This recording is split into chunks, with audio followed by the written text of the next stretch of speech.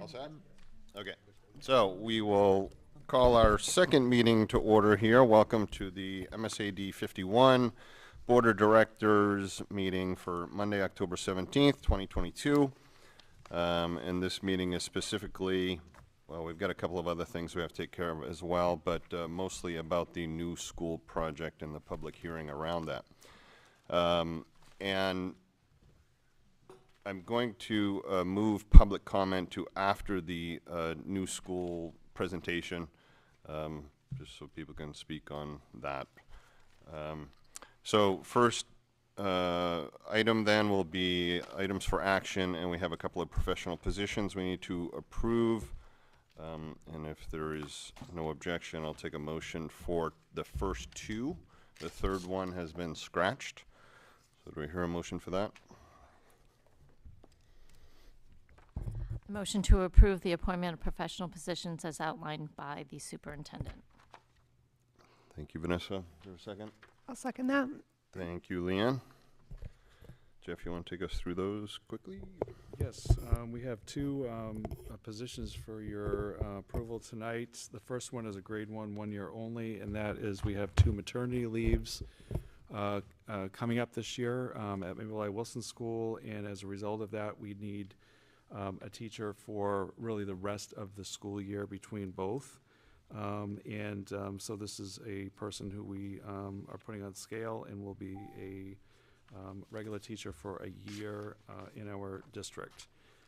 So this was a specific hire for this particular reason for two different leaves that are taking place over the next few months, starting this month.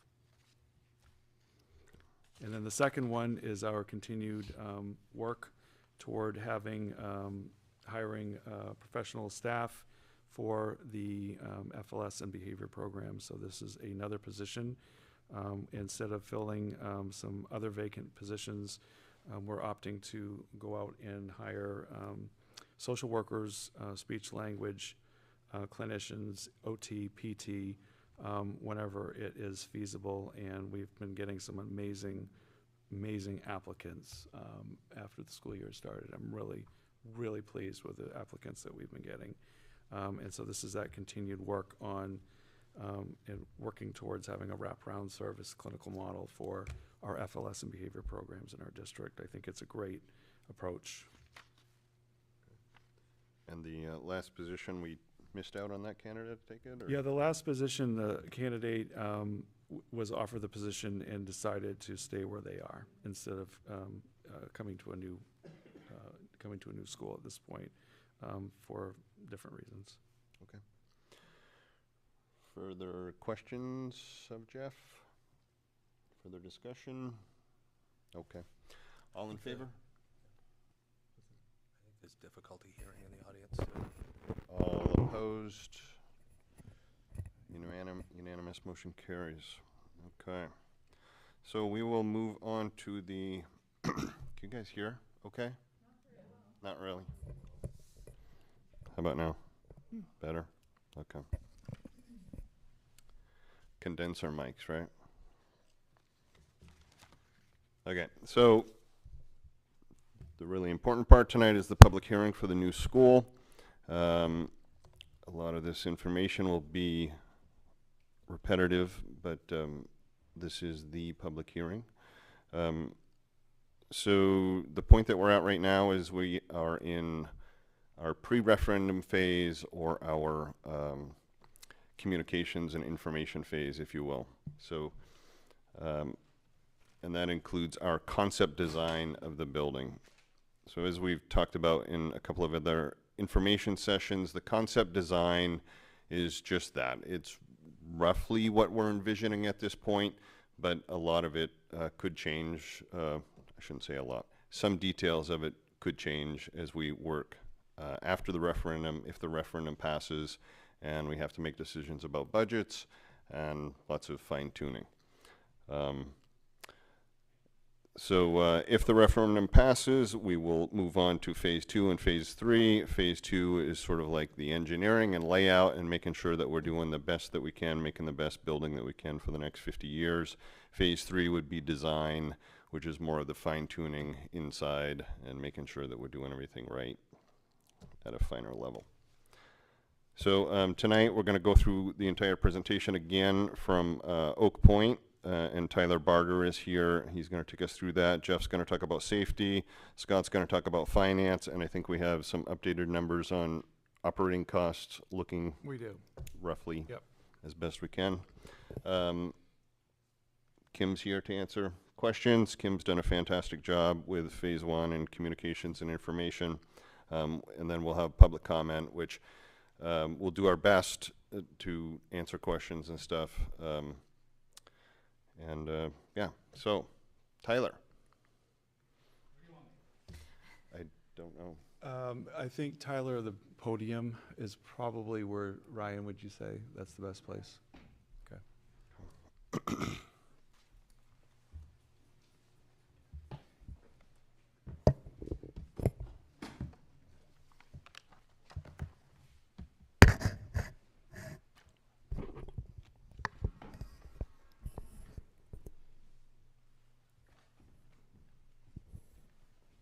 Just a minute.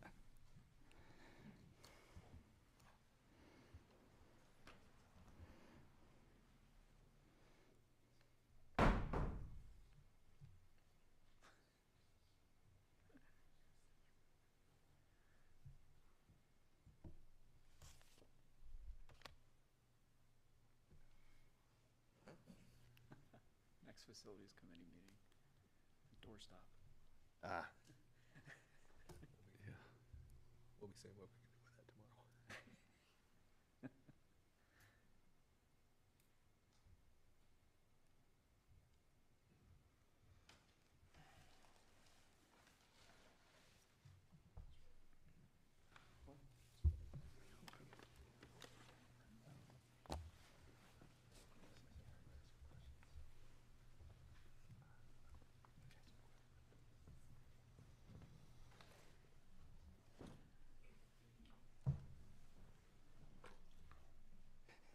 I just had a boot.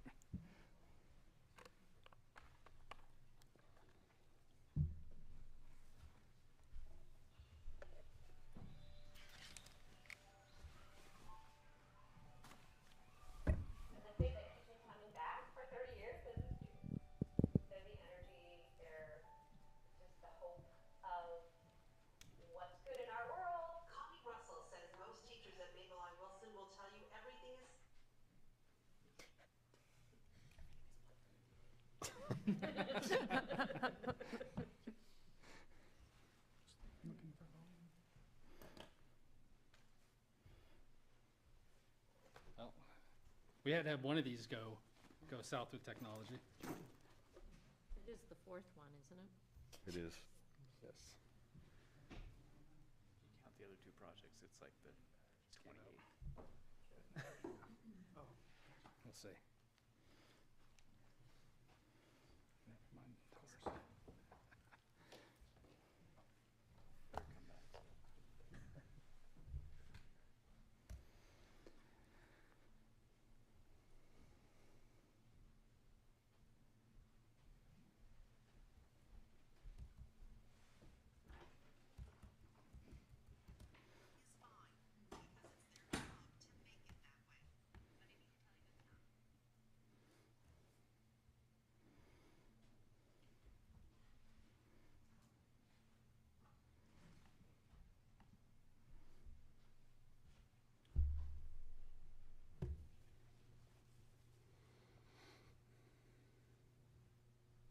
All right. Take 2.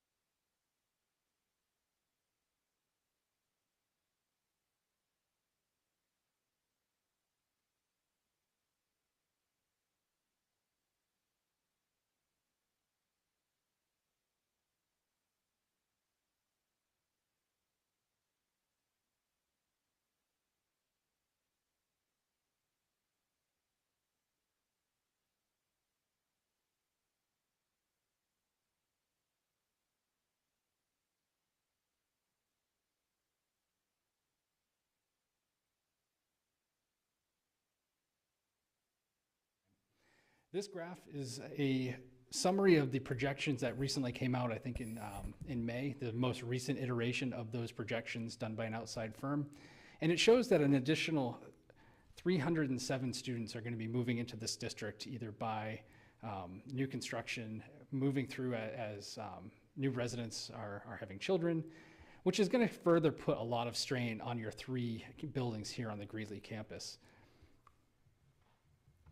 So as we worked through what that meant for the individual buildings on the campus, we worked with the administration and the building committee and the school leadership's teams and the school board as well to understand what the individual needs are and how to best put together a plan to address those different concerns.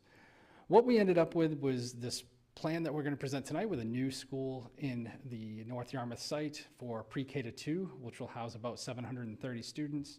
Reconfiguring 2 of your schools, with both being Mabelai and the middle school, to best address those needs without major investments in additional square footage on the campus. And then all the while making sure that whatever we're putting in these buildings is extremely flexible. So making sure that we've hit the immediate needs, that long-term projection that we showed in the initial slides, but also provided some flexible space within that building to make sure that we've covered any bubble classes that come through. So if there's an unexpected need, we've made some of those arrangements in the building itself. All the while making sure that we have room for expansion for 10, 15, 20 years down the road, making sure all of those things are well thought out. The other important piece, and this new parcel that we're looking at, make some really good opportunities for the districts for outdoor play and learning spaces. Some of those integral pieces, especially at this age group, that are so critical to the health and development of students. This is what that plan looks like, both currently with your 3 facilities and then the grade level configurations once the new building is brought online. Mabelai Wilson will go from a K3 to a 3-5 school. That pulls 2 grades out of the middle school, allowing long-term flexibility there without having to add additional square footage. The high school remains unchanged in this one and staying as a 9-12 facility. So overall, this process has been really in-depth in both the community outreach and the work done with the educators and administrative and school board. We began the process in 2009, looking at a number of different sites. We've put together a couple different concept plans, and then ultimately it's been decided that this parcel, the 76 acres in North Yarmouth, rose to the top as the most advantageous for the district, the flexibility of providing breathing room on this campus. As we've moved through the process, some of the things that have been important to note is we've done an extensive amount of work on understanding how the land and the utilities and the program will fit on that North Yarmouth site. We've done geotechnical investigations, meaning we've taken a look at the soils, we've mapped the wetlands on the site, we've met with Central Maine Power, the water district, all of these things to make sure that we have the ability to serve the facility that's being proposed on that site. And then through the course of this year, we've worked on that overall building plan. So adjusting the floor plans that you'll see tonight, working on the massing, the size of the building, and then spending a lot of time on the vehicular circulation, pedestrian, and the outdoor play and learning areas, all the while balancing those needs for a good financial plan on how to build this at an affordable price. And then throughout this process, we've made a lot of revisions, and those, as Jason had alluded to, will continue through that design process as we begin the finer details. In June 22nd of this year, we presented the final concept plan to the school board, which moved it on to that first phase of community outreach, this being the 3rd of those meetings. We've had one meeting at the Cumberland Town Hall, one in North Yarmouth, and then concluding tonight with the public hearing. So a quick summary on the changes that are being made at Mabelai Wilson. As I mentioned, we're going to be moving this to be a 3-grade school. We took a look at what the enrollment projections were for the 3 grades that are being planned for this facility in their highest year in the updated projections that came out.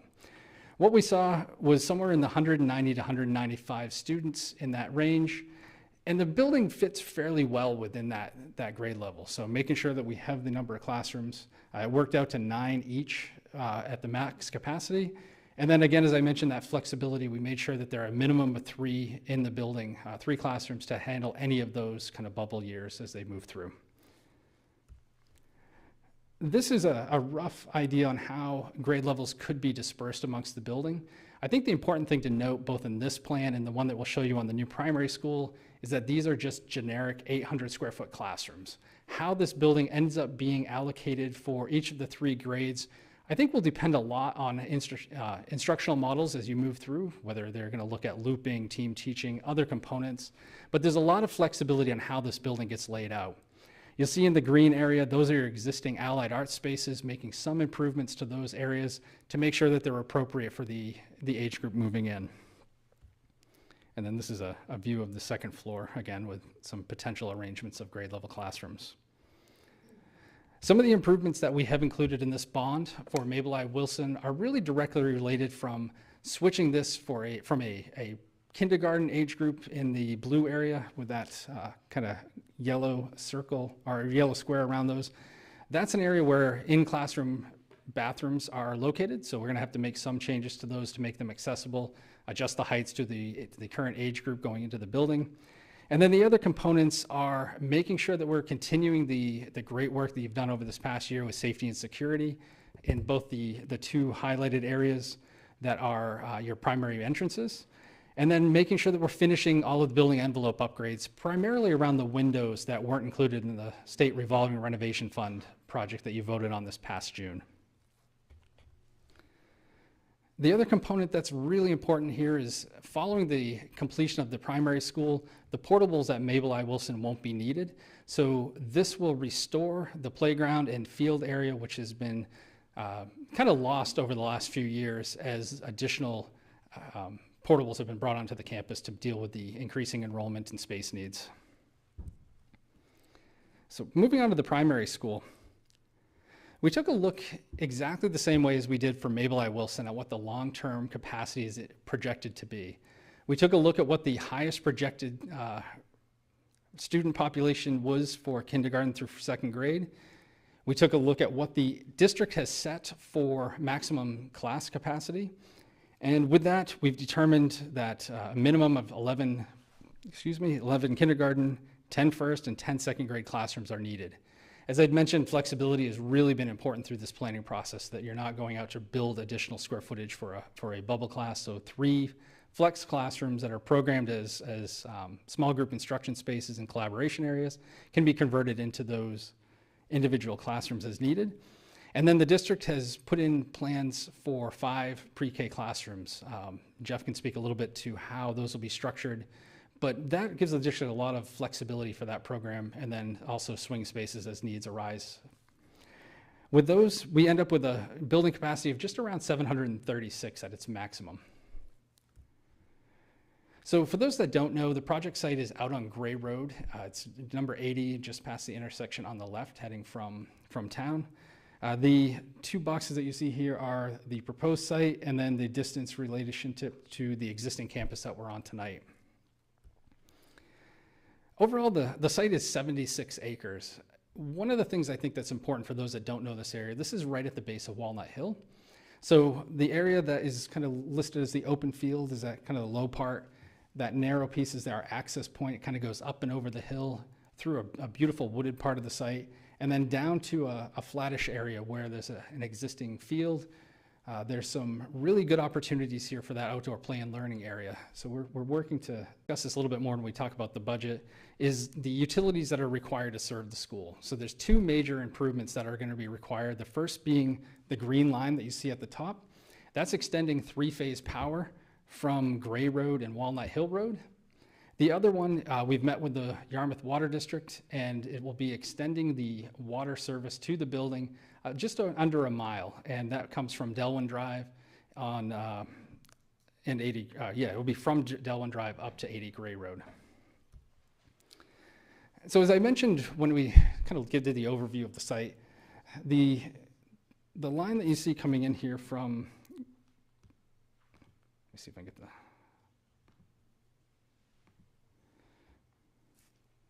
This is the entrance from Gray Road, comes up over the hill, and then down into the site with the 2 parking areas, parent and bus drop-off, and the school.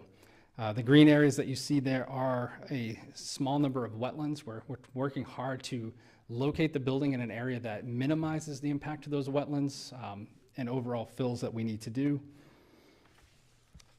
As you move on to the site features, and I'll do my best to explain this as well as Allison does, the building is kind of set up to embrace the pieces around the front. So making sure that we're separating both the parent and bus circulation as much as possible. So on the upper part, let me see if this.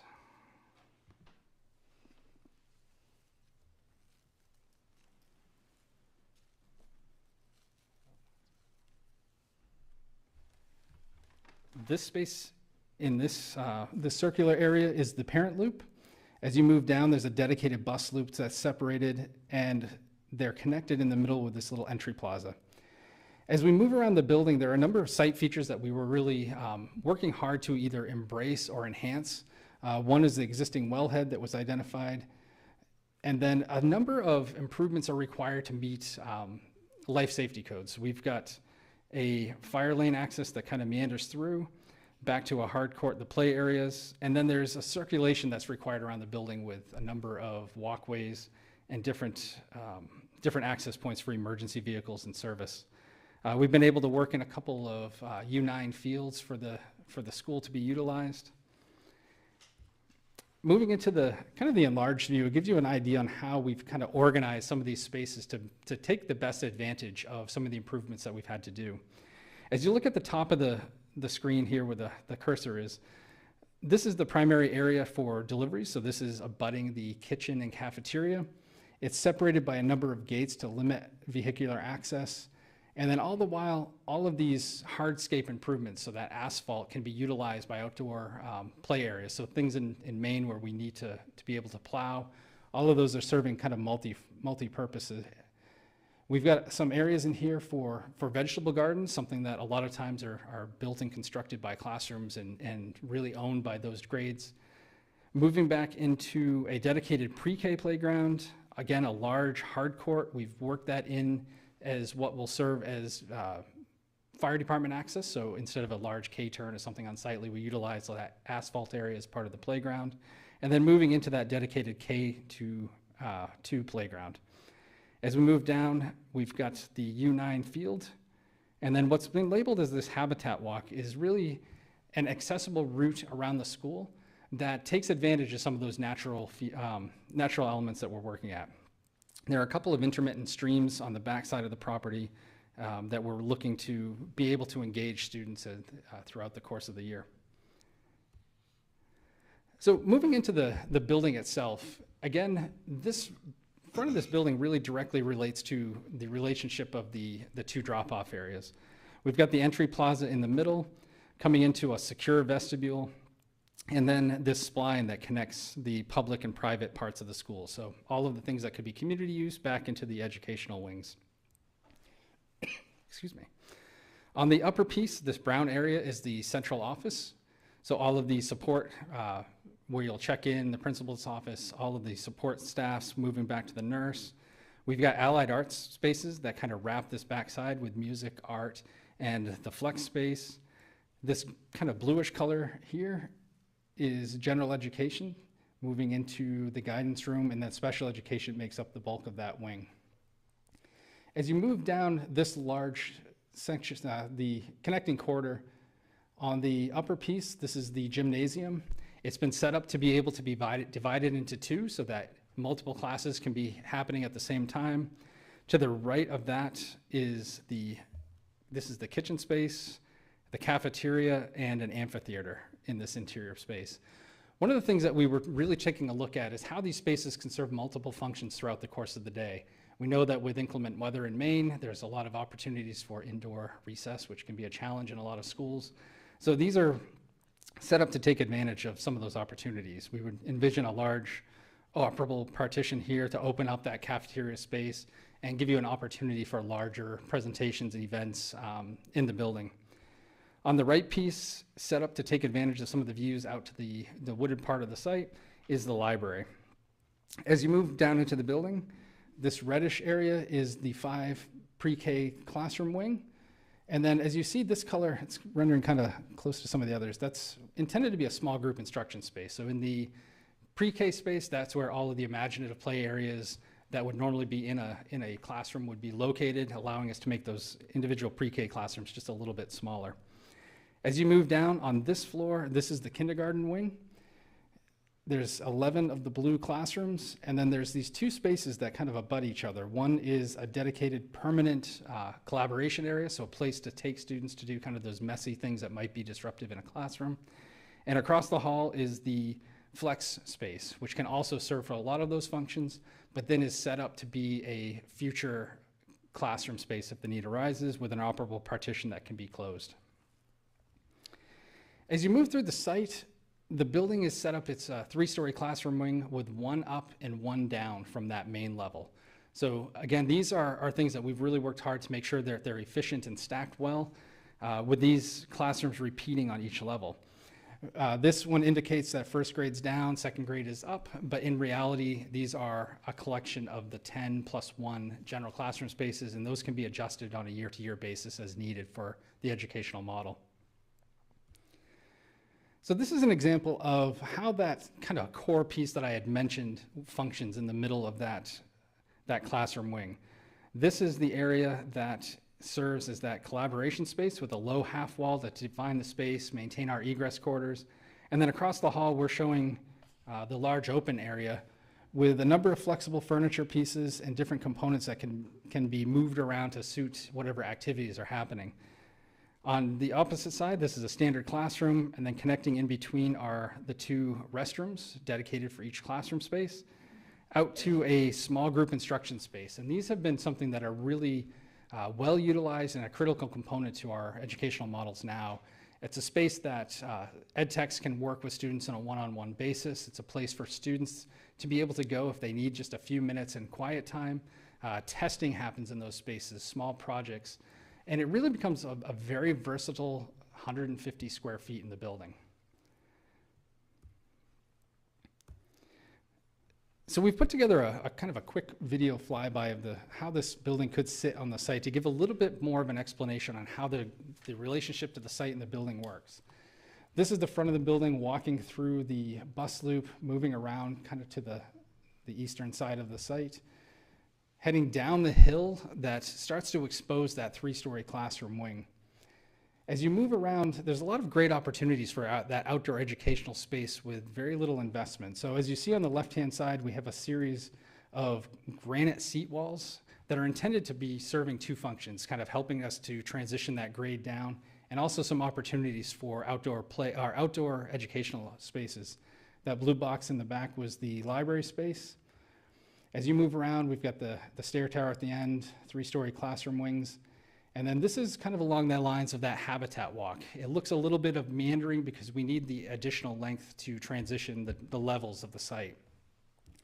That part of the building is looking at the pre-K wing, moving around to some dedicated outdoor play areas. So we're trying to move the overall play spaces away from the building so that they're not a distraction, but still providing some spaces that are easy to take care of for the pre-K area in that fenced-in area.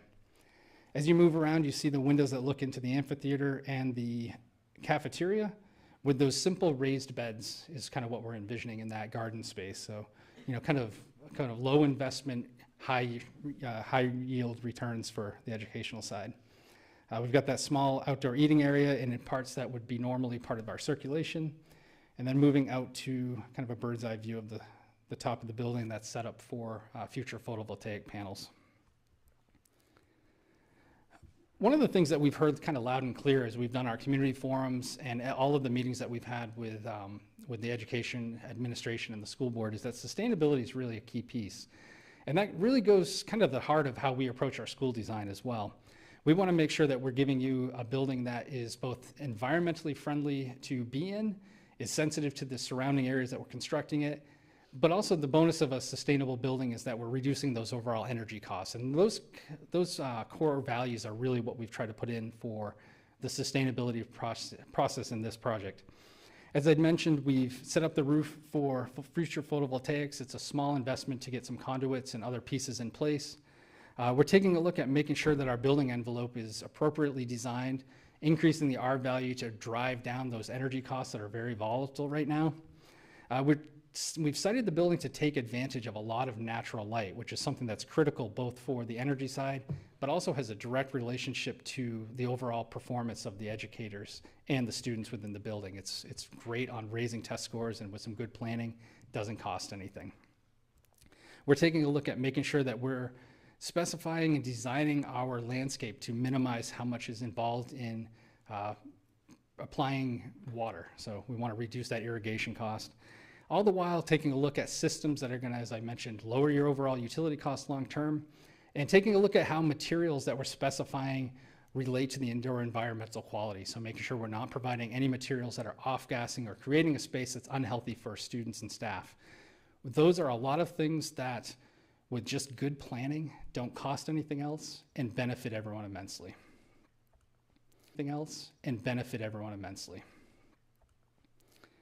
As we move on into the next couple slides, I'm going to turn it over to Jeff to talk about safety and security. Thank you, Tyler. The district has a safety and security committee. We've had one for many years that manages all aspects of our school safety. Certainly this new building, if approved by the voters, would fall under the umbrella of this committee and all the work that we've been doing. Our membership on our committee includes both fire chiefs from Cumberland and North Yarmouth, as well as the chief of police here in Cumberland, as well as the school resource officer for MSAD 51, along with administrators and a teacher and a school counselor, as well as an assistant district attorney. And we have 2 board members serving on that committee. Each school and district has its own emergency plan, and then we have a district-wide emergency plan that is being redone this year as part of the safety committee's one of their goals. The building is being designed, obviously, with safety in mind. We live in an age where that is no longer a luxury, that is absolutely a necessity. So things, Tyler has mentioned these things in passing as well. Building orientation on the property, where the building sits, cannot be seen by vehicular traffic driving by. There are plenty of access controls. I'll talk about that in a moment. Visitor management system, perimeter restrictions, and climate control. Climate control being units that can control the heat and the cooling in the building. Again, climate control used to be a luxury in schools in Maine. No longer is a luxury, and there's 2 reasons now why we have climate control. First, if you've lived here for any length of time, you know that it's getting warmer in this state. Lived here all my life, and I can tell you it is definitely warmer than it was years ago. And second of all, with climate control becomes safety. We're not opening doors, we're not opening windows. We're able to control the climate within the building so that it's comfortable for students and staff. So the our local first responders that I mentioned will be reviewing these designs along with, we have a Homeland Security. There is a Homeland Security representative in the state that will be looking at the design as well. We've worked with their office for a couple of years ago for about a year. It's the Division of School Protective, it's the School Protective Division of Homeland Security. We're planning at this point to have a full-time SRO. We've had discussions with the Cumberland Police Chief about that and making sure that we have a full-time officer, since we would be having a second site that is away from the main site where we have an officer right now for all 3 of the schools here. The Chief of Police and I have discussed the idea of an MOU with the Cumberland Police as being the first responders if there was an emergency at this new school. This is the arrangement that we had with the North Yarmouth Memorial School years ago, and we would revert back to that. I believe the chief has already had discussions with the sheriff's office as well about that, and there seems to be an agreement on that. North Yarmouth Fire and Rescue would continue with mutual aid, this time with Cumberland, having a school there, as well as other area departments. And again, both chiefs, all 3 chiefs are on the safety committee, and we have been discussing these things. So if you look at the next slide, these are some areas that are already being designed into the building. Again, first responders, Homeland Security will be providing a lot more detail and looking at these designs and offering suggestions, recommendations. But here's some main things that are located in this design. The main office, obviously we now know that you have to design a school where visitor management is very important, and that there are fewer exterior doors in the building. We know that's important.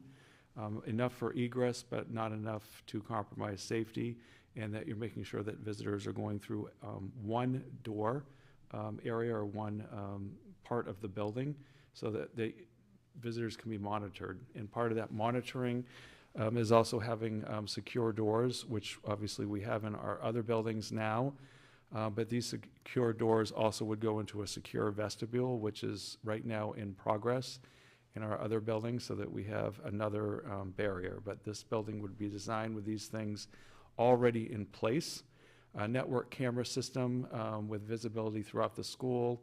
Obviously in those common areas is very important. We wouldn't have cameras in classrooms or cameras in other areas of the school, but in those common areas of the school, and exterior cameras as well is very important. Just like we have with our camera system now, first responders, if needed, can access our cameras, and that is something that the Sheriff's Department and the Cumberland Police are able to do, if necessary.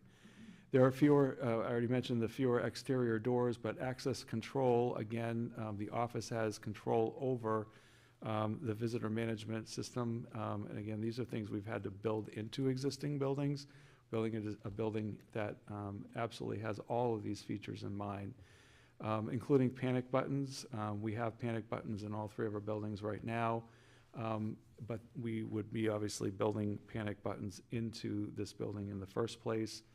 Some of the functions, we do not have this function right now, but in this new building, we would have the ability for the office, for office personnel and administration, to be able to shut down and lock down cross-corridor doors, so that academic areas and other areas of learning are shut off from the main corridor and the rest of the common part of the school for security reasons. So it would be an automatic, literally swipe of the screen or click of the mouse, and be able to shut down main arteries and main doors in the building without manually having to do that. And so in an emergency situation, the office could do that. Hardened secure entrance. One of the things that I really like about the design is that there is a 12-minute delay glass. It's called School Guard. It is probably the premier glass right now out there for securing main entrances to schools, which would be a very important feature for any school to have, and it's something I'd like to, quite frankly, have in our existing buildings. But basically a firearm would, some sort of firearm activity at the main door, it would still delay by up to 12 minutes a forced entry into the building. And each classroom has a, obviously, security shade. We'd be building a school with those in mind. Right now we have a lot of doors, interior doors in our classrooms, in our facilities, that are all shapes of glass and large glass and lots of glass. We'd be building a classroom door that has a small amount of glass and is able to be shaded as needed. So these are things that we have to continuously update in our existing facilities. We'll be building a building right from the beginning that has these things that we know, and again with the input of our first responders. Looking at the exterior of the building for safety, as Tyler mentioned, there would be fences and gates, and making sure that vehicular traffic is not able to go around, even with access by other vehicles, deliveries, et cetera. There would be gates further down the access road that would close off the playground area, but would be accessible by the fire department or first responders of any kind. If there was an emergency, they would be able to get through the gates, but otherwise they would be locked and closed. There was also bollards. We've been adding security apparatus throughout our district. We did a lot of that this summer, including recommendations from Homeland Security around bollards and planters, secure planters around certain areas. This school will be built with those right in mind. And then I think Tyler mentioned premier fencing, and around the back of the building, One of the features I also like about this school is because it backs up to Walnut Hill, it is able to have a secure playground and play space area. Obviously, the Mabel I. Wilson School right now has a playground area that wraps around the access road to the campus. And I know in building new schools, this is a very important feature. Obviously, Sandy Hook School, when they rebuilt their school in Connecticut, made sure that their play space and play area was secured. And they also had natural landforms that they used as part of that security in the back. And I'm very pleased to see that Oak Point was able to design the building with that in mind. I think that's very important. So we're going to move on to the budget and finance portion of this now. I'm going to give you a quick overview on how the project budget was developed, what areas are included, and then turn it over to Scott to talk about the details on the financing. So we've got 2 pages, and all of this information is available on the district's website, which we'll leave you a link in how to get there at the end of this presentation. It's a little difficult to get into all the details without having everyone kind of fall asleep tonight, but I'll do my best to kind of give you the overview on individual components. We've broken the project down into the work associated with the primary school and then the improvements that are needed at Mabel I for the change in age group. All of our budgets are set up in this A, B, and C format, with Part A being all of the construction that's associated with it, so building the building proper. Part B is administrative costs and reserves, which includes all of your land acquisition cost, furniture, technology, the networking infrastructure that goes in, and then 2 additional contingencies that we'll talk about in just a second. And Part C is the fees and services portion of the budget that includes all of the architecture and engineering, permitting, owners' representatives, and clerk of the works components of the process, along with the code-required construction testing. So those are the 3 major areas. Again, this information is all available on the district's website, but the overall school construction project is about a $54 million project for construction. And then you move down to a summary of just about 10.6 for Part B and 6.7 for Part C. Some of the big line items, as you see in there, is that land acquisition cost. The movable equipment is basically all of the furniture and pieces that if you flip the building over and shook it, anything that fell out kind of falls in that movable equipment part. And then there's the 2 project contingencies that I had mentioned, that just over $5 million. The first one is a 5% contingency that we call a bid contingency, and that's intended to take care of any unforeseen fluctuations in the market outside of how we've factored in the portions that are included in the construction budget. The other is the construction contingency. So we know it's a unforeseen condition, something that we uncover as we're doing excavation, or any of those things that are unforeseen throughout the construction project, that we have money set aside to cover that. And then as you move through the design and engineering, that includes work up to date. And then there's a number of different things that are required to get through the permitting process. So we're going to have to do a site location of development application. We're going to have to do, there's an impact fee for the wetlands that we are impacting on site. We have some additional permitting that's required for the environmental side, actually submitting all of those permits. And then the last few that you see there is that construction testing. So the building code requires that we do material testing for concrete and compaction for roadways.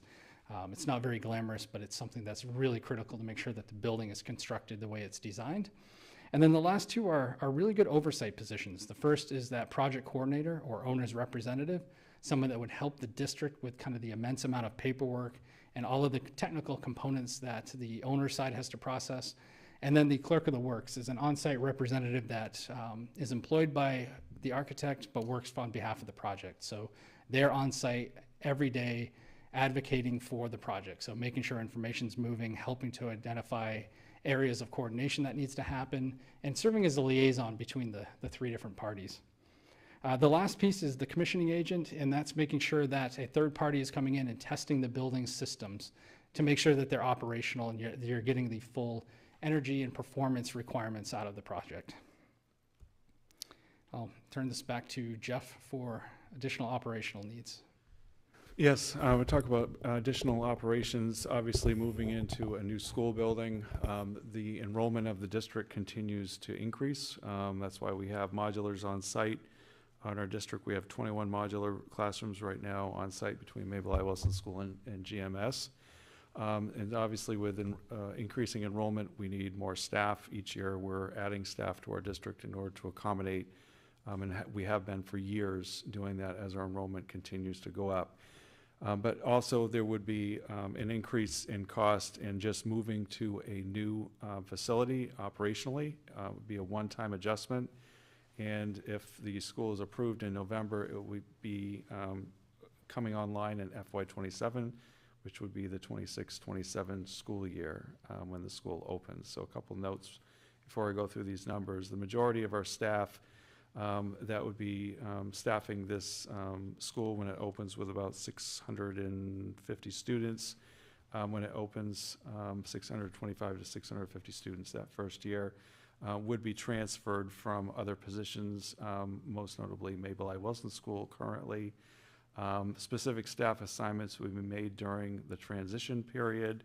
We would have a transition group that would be formed if the referendum passes, probably a year after the referendum, and that group would be studying the transitions, and then we would look at who wants a transition, and all those things will be kind of a process to go through. So all that being said, these are anticipated numbers only. This is what we project for that one-time additional operational expense that's additional to what we would for staffing that we would transfer over in that first year that the school is open. What we do not know, and this is a really important point, is that we have no idea what the effect of state subsidy would be. When you have more students and when you have more staff, you get more state subsidy. That's the bottom line. You get more state subsidy. So we have no idea what that means, except that we would likely get more state subsidy. And we have been getting more state subsidy as our enrollment has been going up over the last few years for that reason. That's one of the major components that the EPS model is based on, is the number of students that you have in your district. And when you have a positive increase in students, you get more money from the state. So these are additional costs that we really worked this through for a while, trying to foresee. We had a lot of people looking at these numbers. We had our team at the district office looking at these numbers over and over again, trying to foresee what would be additional costs in that first year moving in, that we would not anticipate any increases after that. The first thing, obviously, we looked at was staffing all through. And so these are the biggest things. The equipment and all of that, and the desks and the chairs and all that is part of the bond referendum. So the administration, we foresee that we would need an additional staff person. We would be able to transfer over some office support staff, but in order to make 2 campuses work, and that's really the thing you have to keep in mind, I'm talking about these numbers, is we would need to transfer over an office person for this school. We would be transferring over at least one other person that we have already on staff. And we would need an assistant principal for a school of 650 students. Right now, we would not have an administrator in our existing administrative pool that would be able to, we don't have enough administrators to cover. And I think the other thing I'd like to just say is, if the school didn't pass, we're going to have to add an administrator down the road anyway. Mabel I. Wilson School has 763 students right now, and we have 2 administrators. So at some point, you know, if we continued increasing, we would have to talk about that anyway, as well as office staff, and continuing to add for increased enrollment. The second area was safety. Again, the SRO, having a full-time SRO, is of primary concern, I think, to many people on a second campus. And we do share cost with the town of Cumberland, 50%. So the share of the cost of an SRO for us would be $54,600. Again, we're talking about a vehicle, we're talking about everything that goes with the position. That's our cost on the SAD side. The administrative cost, I forgot to say, was $193,204 was our, again, anticipated forecast. Pre-kindergarten, if the board made the decision at that point to go ahead with expanding the pre-K program, we would be adding 2 teachers and 2 ed techs. As I had mentioned, we already have a teacher and we already have an ed tech. But if we were going to that 3 classroom model for pre-K for full day classrooms, that first year it will be $239,634. The other piece of that is that we do get some funds, actually we get a lot of funds, I should say, from the state that reimburse us for the pre-kindergarten program. We get a lot of pre-K subsidy from the state. So if we expand our program, we're also foreseeing, and again, we didn't build this in, we're just giving straight expenditures. We would foresee additional state subsidy on the other end for pre-kindergarten. Regular education. A lot of the regular education increases are because right now we share staff. So because we're not sharing staff and because it would not be feasible or efficient to share staff, and because all of our facilities would be in, at that point, the 600 range, we need full-time staff members in buildings for specials like art, music, physical education, and making sure that we have that. We would be transferring some of those programs over, but these are, again, we're trying to say this is probably a worst-case scenario. We would need a one position in each of those 3 areas. We have 3 librarians in the district because we only have 1 for 4-8 right now. So we would need a librarian and a library ed tech for a 4th facility because we only have 3 of each. We're forecasting 2 regular ed techs. Again, we'd be transferring ed techs over, but we anticipate 2 additional ones, probably just because of enrollment at that point. A literacy and math specialist, we would not have them on staff at that point, and then we would have another school that we're opening, so we feel that that would be important to have. So this is based on our review of all of our staff positions for regular education. Our anticipated increase would be $550,626. When we look at special education, we have 3 FLS programs right now in the district, 1 at Mabel I. Wilson School, 1 at GMS 4-8, and 1 at the high school. We would anticipate needing a 4th FLS program on site in the new school, which means that we would be building a 4th program really from the ground. 1 teacher, and then we would be adding either certified and or ed techs, depending on the model that we use. So we're anticipating that it would be $198,818. Again, these are all rough numbers based on 2022. We also get a sizable amount of state subsidy back on special education programming. So again, none of these numbers are reflected in this.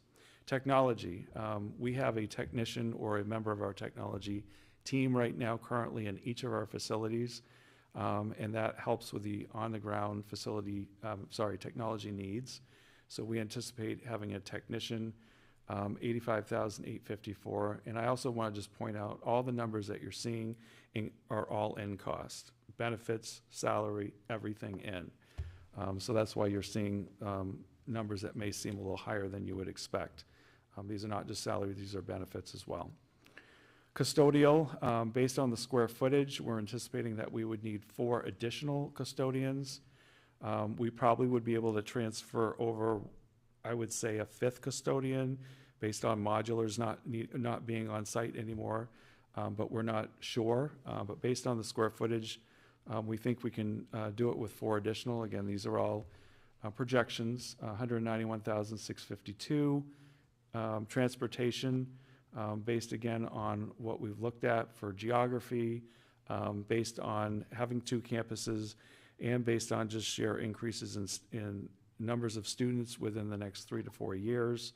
I would just say that we probably would be adding bus drivers and buses anyway, just from, and we've been doing that, for enrollment increases. Some of this is enrollment, some of this is geography, some of this is 2 campuses. So between the buses and the drivers, we're anticipating somewhere around $556,000. And again, we actually get significant state subsidy on school buses themselves. We get, I believe it's 60% in some years we've gotten back.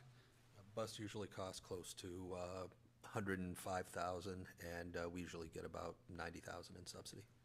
So it's sizable. Again, those numbers are not worked in here. We're not anticipating any revenue. We're pretending like we're not getting revenue on this. We just want to show the straight numbers. Utilities. I want to thank Denny Gallaudet. He's been helping on the Cumberland Climate Action Team and helping us look at utilities along with others. You know, we're anticipating it could be 300,000. I don't want to speak for Denny, but I know that he believes that depending on the efficiencies or the types of energy apparatus that we're putting into this building, it could be significantly less than 300,000 for operating this building, depending on what we put in. So there might be an upfront cost in the bond, but there could be a huge decline in utilities from the number I've got here. But again, we're trying to put out more or less worst case scenario. If you look at the next line, without having 21, which might be more than 21 by the time we get to 2026, with utilities because of the MIW modular leases, which are $335,000 a year right now annually for the 21 rooms we have, plus utilities, we're at $400,000 a year.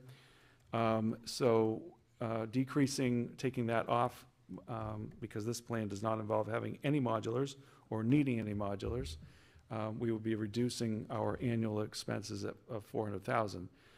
Add all those up, again, no revenue added, no revenue offsetting. The one-time increase in FY27 would be just under $2 million, 1.97 million, is what, again, these are rough numbers. This is our best anticipated forecasts. Again, we've worked this through multiple times, looking at what are costs that would be going into this building that are additional to. Some of this, again, might be happening naturally because of enrollment increases, but we just decided to put it all down and not try to parse that out and just say, in 2026, from today until then, if this building passes, what would we need to get in there beyond transferred staff and other pieces? And this is our very best guess, and I'd like to thank Scott Poulin as well and his staff for helping with these numbers and trying to get as close as we can to what we think we'll need. So.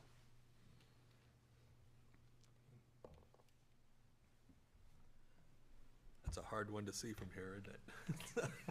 Thank you. I'll see if I can get it up here on my laptop. So, good evening, everyone.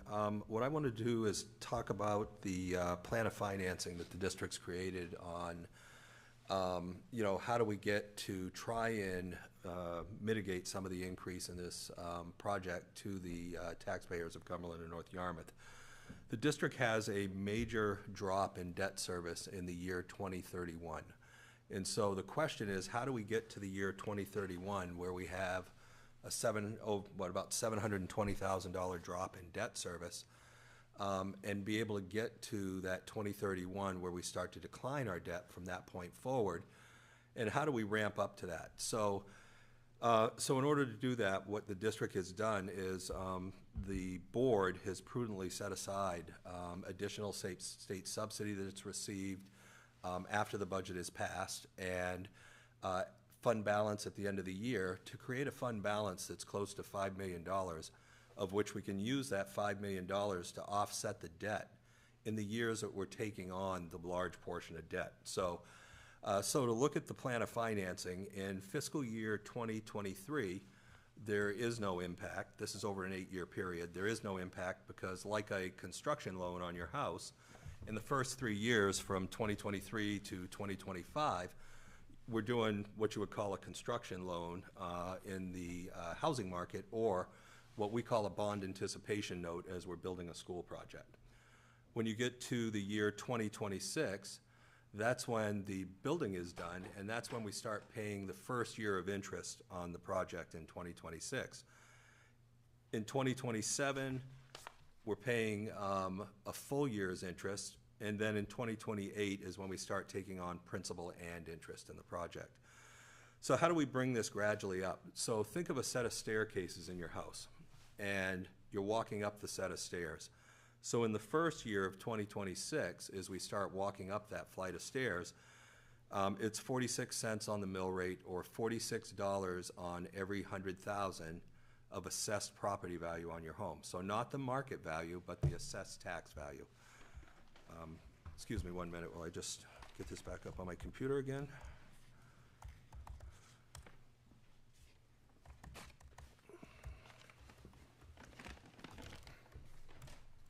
Okay, and then we start applying some of that fund balance that we've set aside to basically give that back to the taxpayers as we go forward in this project. And then in year 2027, you add another 46 cents. So you have the cumulative from the year before, you add the other 46 cents, and now you're at 92 cents, or $92 on every 100,000 of value. You then add, it continues to tier up as you go up, adding 46 cents or $46 each year, till you get to fiscal year 2030, which is the peak year of the debt service, and on a 100,000 value, you would pay $230. Now, what this might look like, and by way of example, is we have a calculation at the bottom of that piece that says, for every 100,000, it's 230 in that year fiscal 2030. And if you use 500,000 as an example, you take 500,000, well, that's 5 by 230, and we get to the 1150 number in that final year. So that gives you kind of the plan of the financing, how we tier that up over a period of time. At the last meeting, I believe, let me just add, in 2031, you'll see the negative 28 cents or the negative $28. That's when our debt service starts to drop in 2031. So, and then it starts to drop off by about 150,000 a year until we get out to 2041. Then there's another major, almost $500,000 decrease. So, at the last informational meeting we had, there was a question that came up, and I had to think about it as I was driving home. And Bill, you asked the question, and I was thinking about it as I was driving home. And it was basically the aggregated cost over a period of time. So I took a look at this, and I was trying to figure out what the question was that Bill had asked, and it was the aggregated cost over the period of time, over this 8-year period, would be about $3,450. And that average over that 8-year period is about $431 a year. Well, what that aggregated cost means is, what did you pay added up every single year going forward? And you can aggregate a number of things. You can aggregate your phone bills, you can aggregate your heating bills, you can aggregate your mortgage to see what you'd pay over time. But in this particular case, I think that was the question that was asked at the last meeting. And so that would be the aggregated cost. Certainly what we were trying to show here was not what somebody would pay over 8 years or what they would pay over 20 years. What we were trying to show is what could you expect to pay on your tax bill each one of those years as you gradually went up and stared up over a period of time. So that's what we were trying to answer around that. So there's a detailed spreadsheet on the district's website if you really want to delve in deeper about the basically the amortization schedule and what the total district's debt looked like.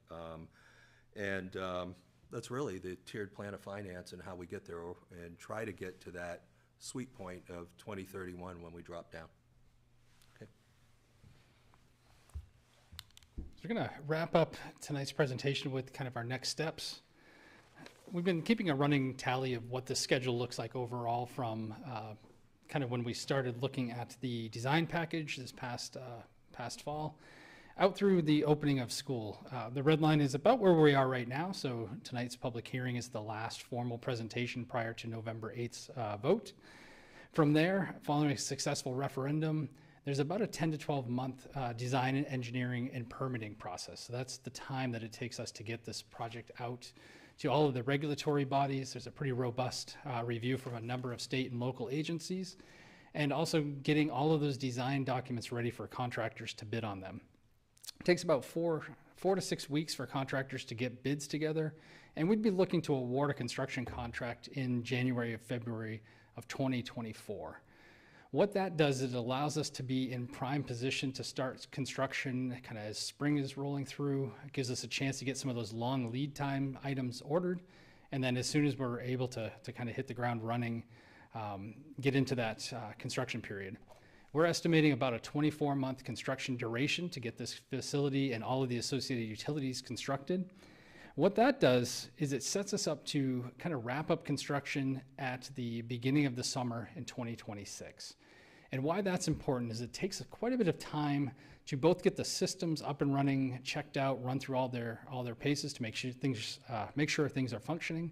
But it also allows the district about a 2 to 3 month period to actually get the furniture installed, move all of the contents that are going to be available following the conclusion of the 2026 school year over to this new facility and set up. What we want to do is make sure that everything is up and running so that when staff is available in August to kind of come in and set their classrooms up, that everything is in place. With that, it leads to a grand opening of the facility in September of 2026. And I'm going to turn it over to Kim to wrap things up. Thank you, everybody.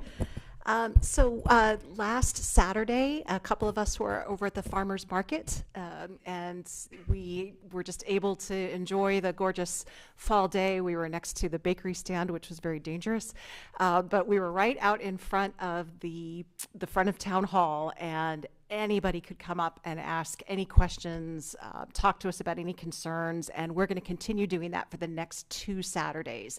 The farmers market, the last day is the 29th. So we will be there this Saturday and next Saturday. In addition to that, I will be at a Lions Club meeting on Monday night to talk with everyone. So if you're involved in the Lions Club, come to that meeting. And really at any time, you can reach out.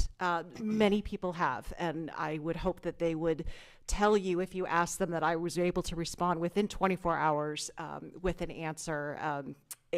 And that's my job right now. So I don't mind it. I've really enjoyed the conversations I've had with people, listening to their concerns and getting me thinking as they've asked some questions. So please, please know that that is what I am here for. There are 2 ways that you can reach out to me. One is if you go to the website, there is a tab where it says, what does it say? Ask your question here. And if you click on the word here, it takes you right to my email. And I'll get it and I will respond. And if I can't answer the question, I send it over to Scott or Jeff or Jason or even Tyler. Or if you look up my email address on the website, it's just kvine@msad51.org. So you don't even have to go through the website. You can message me through Facebook.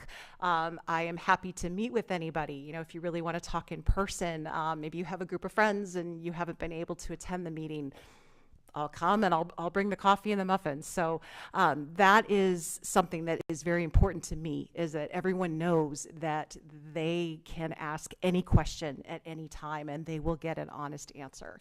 So please take advantage of that. I can't think of any other next steps as far, getting us up to November 8th. I think that pretty much covers it. As Jason said at the beginning, we do want to open this up now for those of you who have come. If you have a question or a comment, this is your time to ask it. We're all here. So just please make sure you speak into the microphone because this is being recorded, and that makes it a lot easier for the folks at home who are watching. So thank you. Thank you, Kim. And just to add on to what Kim was saying, as the questions have come in, we've tried to update the FAQs on the website so that hopefully people aren't asking the same questions over and over. So if you visited that document a week or 2 ago, it's much different now. So visit it again, and we'll continue to try to do that. A lot of thoughtful questions have come in, and we've done our best to try to update that as we go. So at this point, before we get to public comment, are there questions from the board for Jeff, Tyler, others? I actually do have one question, which kind of goes back to ground zero, so I apologize. But a question I had often, and I would love for you, whoever it's appropriate, to answer it. What was the original thinking to have, or the rationale behind having the youngest students, K2, going to that new school as opposed to the 3-5? Just a basic, without going Well, I will take you back, Christina, to 2019. Down Short version. memory lane. Is it a population no idea size what was coming. thing, or I mean, I've had the question a lot. So Yeah, I think it was, so we had a space study done in 2019. The Facilities Committee at that point commissioned it. And then we had a steering committee that the board commissioned that worked for about 8 or 9 months and then presented a report to the board at that time. And it was right before that problem that we had for 2 years. So it was late 2019, that report went to the board, and there was 18 members on that committee, all different stakeholder roles. And their recommendation after they looked through, exhausted, I mean, they met in some cases more than once a month for 8 or 9 months, and just went through every possible option for, looking at enrollment. First, they looked at the space study. Then they made a recommendation based on all kinds of different ways of looking at configurations. They looked at size of schools. They looked at best practice. They looked at curriculum. They looked at all kinds of things.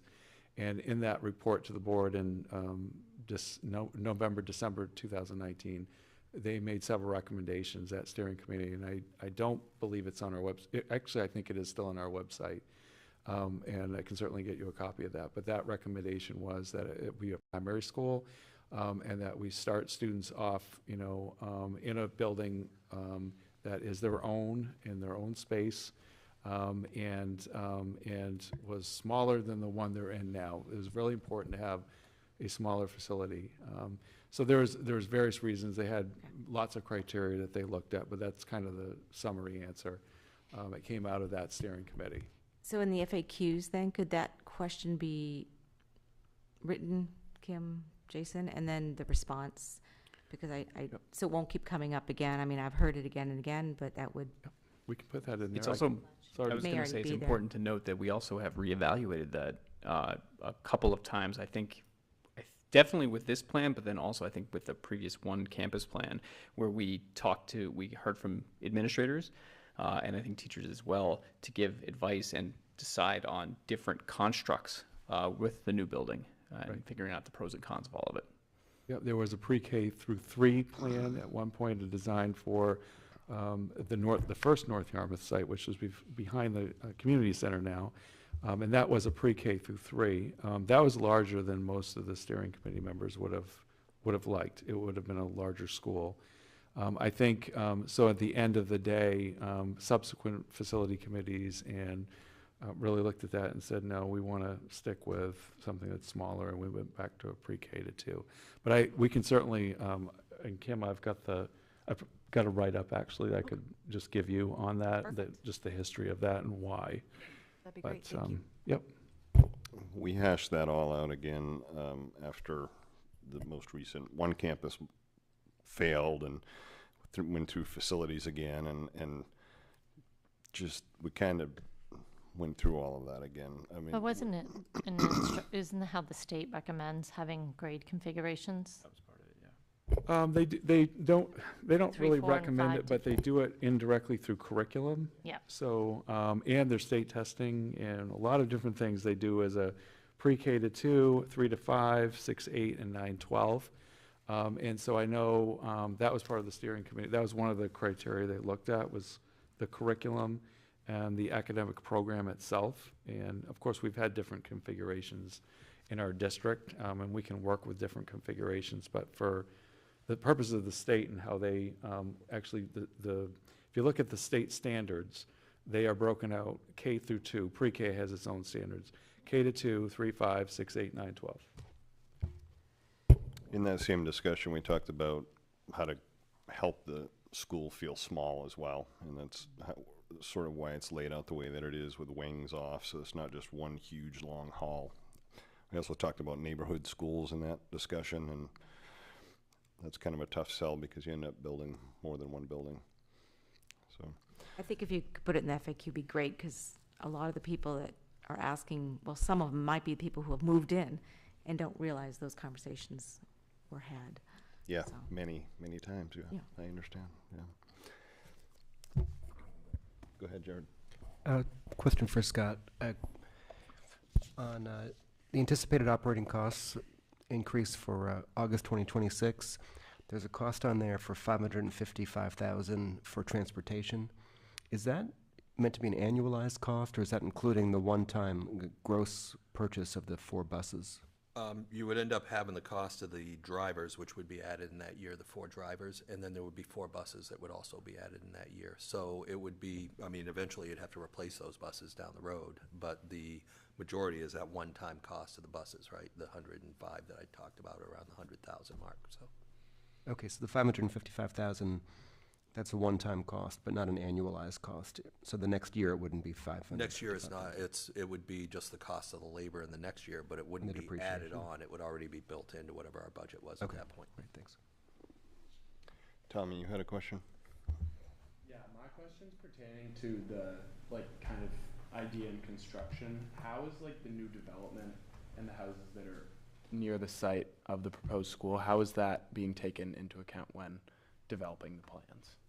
We try to minimize how much of the actual school will be directly adjacent to that housing development. You know, it's tough when you have a large municipal facility that has, you know, differing hours and other components like lights and other things that are on, you know, at times when you may want to be sleeping. So we've tried to pull those away from that development, and we're utilizing that kind of field area as the location for our subsurface. So all of our septic and leach fields would be located over there, which allows us to kind of bury that utility and still maintain that feel of the open field area that, you know, people are looking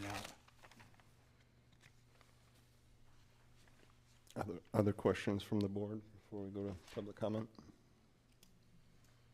If there are no other questions from the board, I know there's a couple questions that I just anticipated that maybe I could go ahead and ask, if Go that's for it. all right. Yeah. Scott, this came up and you explained it so well last Wednesday night.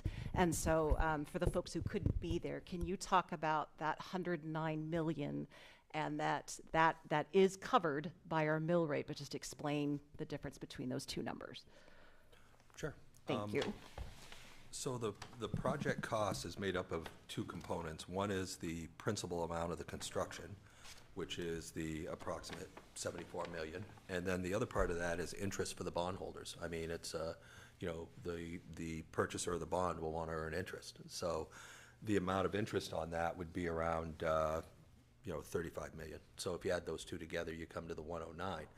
But it really isn't 109 because we've applied back and given back to the taxpayers the 5 million to reduce that amount of that, you know, impact of that debt service. So it's really closer to 104. And that is covered by the That's all- projected mill rate That's all increase. within that, that's all within that 46-cent mill rate and basically the, you know, the incremental climb year after year after year. And that's based on about a 4% coupon rate on the bond. Great, And thank the you. reason why the referendum says 74 million is, can you speak to that? Sure. There's the way in which the state has a format of the referendum that we have to follow, and that's all covered under statute. So, yeah, bear with me for a minute. I hope I have that here, Jason. So, and that would be covered under the statute, which is, let's see. Okay, it's covered under 20-A MRSA Section 1502, and it talks about how a bond question has to be written for a school district for a construction project. And so we have to follow the format of that question. So that's why it includes the principal amount or the construction amount, but it doesn't include the interest amount on there because truly we won't know the interest amount. We have a great bond rating, so we'll do very well when we bid this out, but you wouldn't have an exact interest amount at that point. So, but the question is written following state statute, in the format of state statute. Thank you, Scott. Thank you. Another question that I think is really important to consider is why we are buying 76 acres that will be, I mean, it's lovely that it's going to be available to the community and we're preserving that land, but why not just buy the acreage that we need?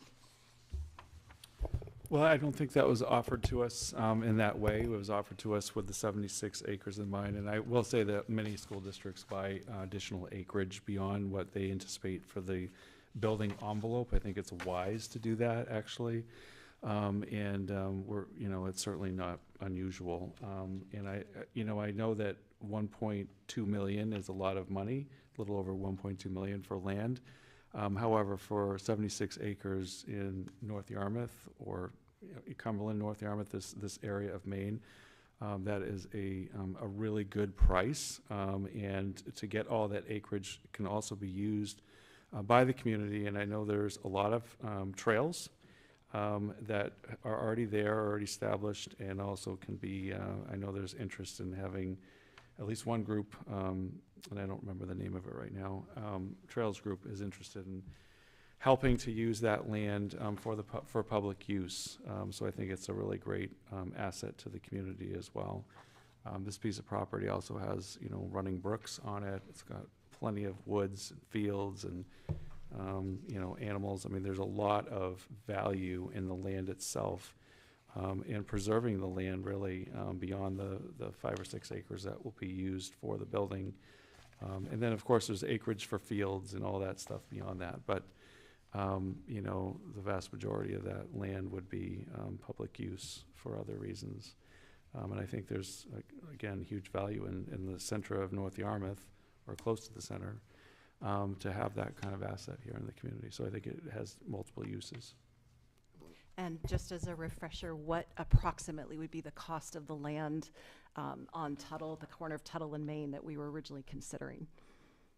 That cost was more than the 1.2 million. I believe it was close to I want to say it's just off the top of my head, it was around 1.5 million. For about 2.5? For 2.5 acres? Okay. Yeah, 2.5 acres. I think it was 2.4 acres that we were under option for at that time. So it was, you know, it was obviously right in the center of Cumberland, in a very congested area. Right. So this really provides a lot more, you know, land and value for the school to be able to use. And, you know, if there is any need for the property for whatever reason down the road, it would be available for any sort of use. So I think the point is to keep it wooded and keep it natural, most of it, and not for other uses. It's just a beautiful piece that we'd want to retain for the community. Thank you so much. I think that covers it. Okay. All right. I'll open it up to public comment at this point. Step up to the podium, please, and introduce yourself, name, address, where you live. And good evening. My name is John Martin. I live on Oak Ridge Road. My wife and I have lived in town for just short of 40 years. We've raised 2 sons here who went through the school system from Mabel I. Wilson right through Greeley. I am a strong supporter of the school system. It did very well for them. They both attended top colleges. One of them he was a magazine publisher. He now runs a magazine and media company. The other one has a PhD in physics and is a university professor. So Greeley did well for them, really well. I have some concerns. One is one which you've heard before. It's over the basic need for the new school. The 2009 study showed that the school population was decreasing. As a result of it, the board voted or recommended that the town vote to sell the Drown Road School and then the North Yarmouth Memorial School. I realize that there weren't very many people here that were on the board at that time, but that's got to be embarrassing to now be telling us that we've got to build a new school. It's a little tough to swallow. You know, the studies that you have now they have to be questionable as well. And honestly, that's one that's just a little tough. I have to be convinced of that one, and I'm not. 2, the land that you are purchasing. 76 acres for $1.2 million in North Yarmouth. Sounds like a great deal. Zillow has that property listed, or their estimate on it is 88 acres for $592,000. And that is 88 acres with a house on it. Now, I realize Zillow can be wrong. They often are.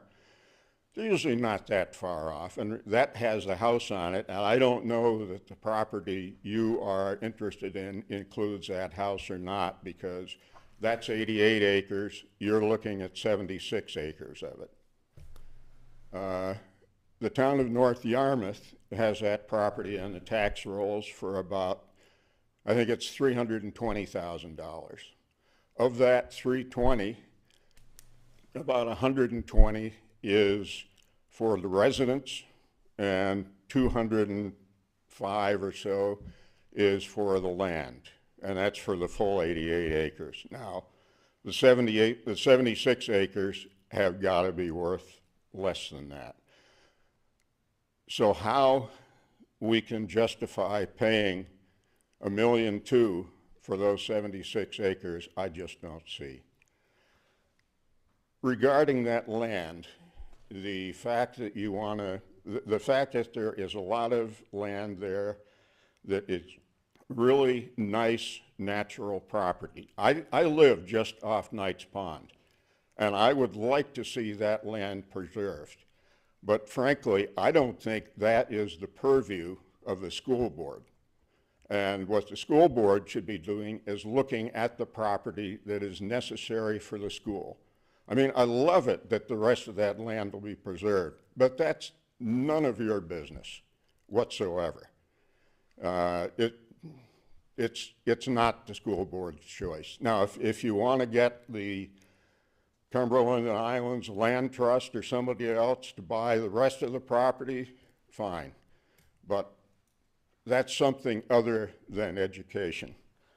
The last thing I had, you know, looking at the way you have staggered the increases in cost to the taxpayers, that's really nice. But to me, it's sort of like putting a frog in a pot of water and slowly heating the pot until it boils.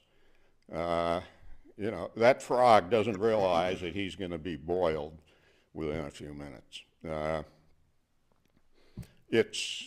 guess it's a way of softening the impact. I realize it's a way of softening the impact. It's something that does not register immediately with a typical taxpayer, but I think when they see I mean, we're looking at a value of $500,000, you're looking at a $1,000 increase in taxes per year. That's an awful lot for just the one new school. Now, obviously, your costs for the other schools are going to be going up as well. This is an awful lot to ask of the town of Cumberland and the town of North Yarmouth. And I don't know how it'll go in November. As I say, I'm a supporter of the system here. I'm just not sure that this one is right for us. Thank you. Thank you, John. Talk about the stepped increase and if we did it another way. Yeah, I mean, certainly if we, if we hadn't applied the fund balance, which we had, tried to save, anticipating a building project, and we'd taken all that debt on in the first year, it would be far more staggering doing it that way than in the stepped increase. I know the overall cost, is large for people, but we tried to balance that such that it would bring it on gradually and have not take it all on in 1 year. We also have a market appraisal on the property that we're purchasing. And the property that we're purchasing came in at about 110,000. I mean, 1,110,000 for the value of the property. We had a market appraisal done before we entered into a contract on the property. So, and there's certainly some intrinsic value to the difference there and what we could purchase it for. Thank you. Go ahead, Mike. Can I say something real quick? So I really appreciate the comment about the 2009 decision, previous board. I was not around then. I don't think any other board members were. That didn't pan out. And I understand why that would lead to concern going forward. But the one thing I do want to speak to about that is that this isn't a future problem. This is a now problem. We have 11 modular classrooms right now, just at Mabel Wilson, multiple at GMS. My daughter's in 7th grade. She's dealt with modular classrooms since 2nd grade. This is not going away in the right now, like even just the next couple of years. We know that for an absolute fact. And so we are busting at the seams right now. And so I totally get it. The projections and the studies, I understand, and that was mistaken back then. That it was mistaken, I think, personally, to sell off the properties in schools. But if I had a time machine, I'd offer it, but we don't, and so we just have to deal with right now. And so that's would be my response to that piece. Go for it. The conversations around the North Yarmouth Memorial School, when that existed, what many may not recall, I was here at the time, and what many may not recall is the condition of that actual building. So there was a huge avoided cost at that time, by not renovating that building, which it was basically a garage on a slab, is what it was. And we were putting a tremendous amount of money every summer into that, trying to repair walls and trying to keep that building going. And all of the systems in the building were so antiquated that whole building really would have required a new building. We had it analyzed by architects and engineers at the time that we did it. And then the least expensive for the enrollment projections that we had and the enrollment at the time was to basically forego that building and building the addition onto the middle school. So there was a huge avoided cost at that time for renovating or trying to build something on that site. Certainly the land would have been nice to have held on to, but certainly at the time we didn't know we would have a need for that property. So. I just want to respond to the 2009 studies as well. I think those studies were, obviously, they were well-intentioned at the time, but didn't turn out to be true, as you mentioned. And I would certainly, I understand the questioning that's come through with that, but like Mike said, we're really dealing with, 7 years ago we had, or 6 years ago, we had 541 students at Mabel I. Wilson School. Today we have 763 students in that school, so a 200 student increase in just 6 years, going into the 7th year now. So during that whole time, we've had 3 different studies done, and the board keeps saying, are we sure, are we sure, are we sure? We see all the increase, but are we sure for the future? So the last study was done in March of this year, and it again showed, even with COVID and with deflation of enrollments in main school districts, our enrollment just continues to go up for the next decade at that projection. And so I think, it is easy to say those studies were wrong. What are you guys doing? We have the dual issue right now going on is we've got 21 modulars. We're way outside of our ability to house and learn or to teach kids in the main building right now on our campus. Plus, we've got these 3 studies now saying, no, that actually wasn't. And one of the things that our current enrollment study specialist that we've hired, and it's an external person, she's done all 3 of the studies. She worked for PDI the first time around before it went out of business in 2016 because people retired from that organization in 2016. And one of the things she said is that this school district goes up and down just like many school districts, but especially close to Portland. In other main school districts in North, you might see enrollment decline and never come back. Because this is a very desirable community, the enrollment is going to go up, it's going to go down. The peak in this district was in 2001, that school year. It was at 2,400 something students, 2,450. We're right now at 2,150. So over the next 10 years, we're going to surpass the peak of 2000, 2001, partly because of new development, but also because of turnover housing, people just wanting to move here as well. So those 3 studies that were done, and we just kept saying, we've got to keep up with these studies over and over again and make sure confirm these numbers, because this is very different than people remember from 2009. And we want to make sure we get this right. So that's why, you know, it's the combination of the current conditions plus keep checking over and over again. And, you know, we're a 4-facility district, and that was kind of what our enrollment specialist told us. You got to think of your district as going up, down, up, down. It's going to keep doing that. It's not going to go down as much probably again because of new development and all that. But you've got to maintain 4 facilities to be able to weather those ups and downs of being a community that's close to Portland, desirable, or whatnot. And I think, you know, I think Scott made a very good point. The Drown Road School and the North Yarmouth Memorial School, neither were in great condition. And when they were closed, it wasn't like, I think people can debate it and say the Drown Road School might have been, you know, it has different names for it, I've heard over the years. But, you know, it needed some work. I mean, I think everybody knows it needed work. And, you know, the land in North Yarmouth would have been very, very valuable to keep, obviously. But I also think the town of North Yarmouth did an amazing job with that land and has moved on. And we're in a situation, you know, at this point where we've, you know, we're seeing that it's just going to keep continuing, and we're out of a school. We've got to get a school back. And I acknowledge your concerns, though, and I've heard that many, many, many times. People say, why just 12, 13 years later are you telling us a different thing here? But that's the process we've gone through, and that's why we're here. May I make another brief comment? Do you want me to It's up to Yeah, why don't you go up there so people can hear you?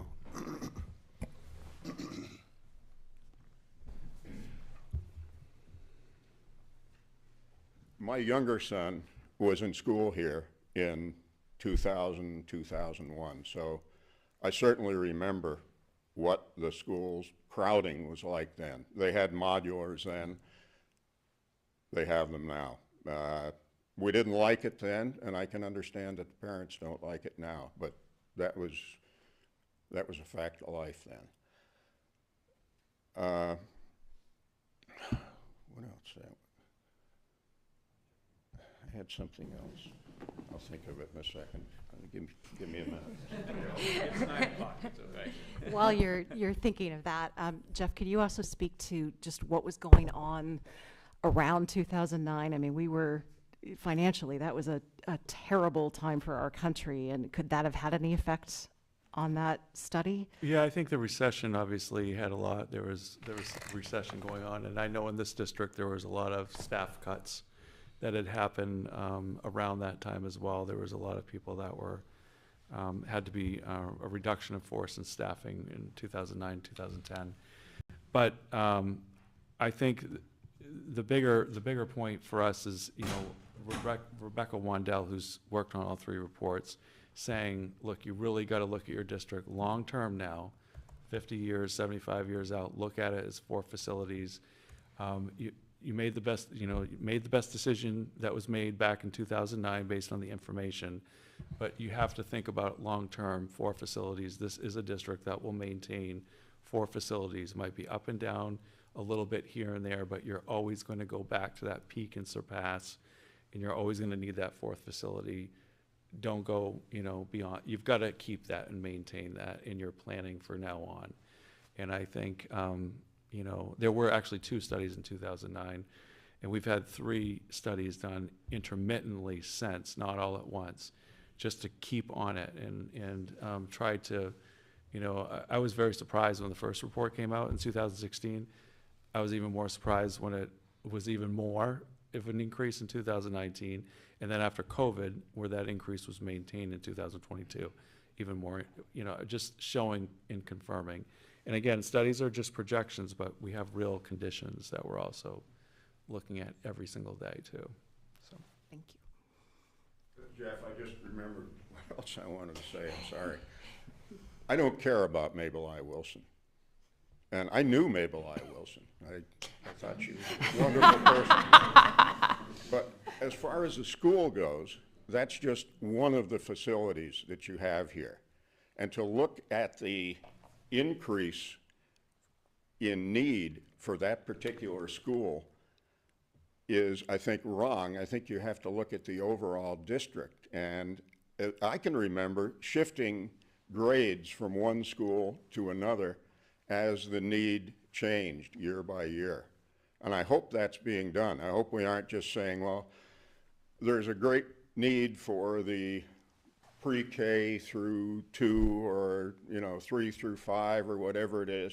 Therefore, we've got to build a new school for that, when we should be looking at our entire facility and saying, how can we best accommodate these kids? And it may be moving teachers as well. It may be a teacher that's teaching 4th grade one year goes to 2nd grade the next year because that's where the need is, rather than just saying, well, we'll just have smaller 4th grade classes next year and we'll hire an extra 2nd grade teacher.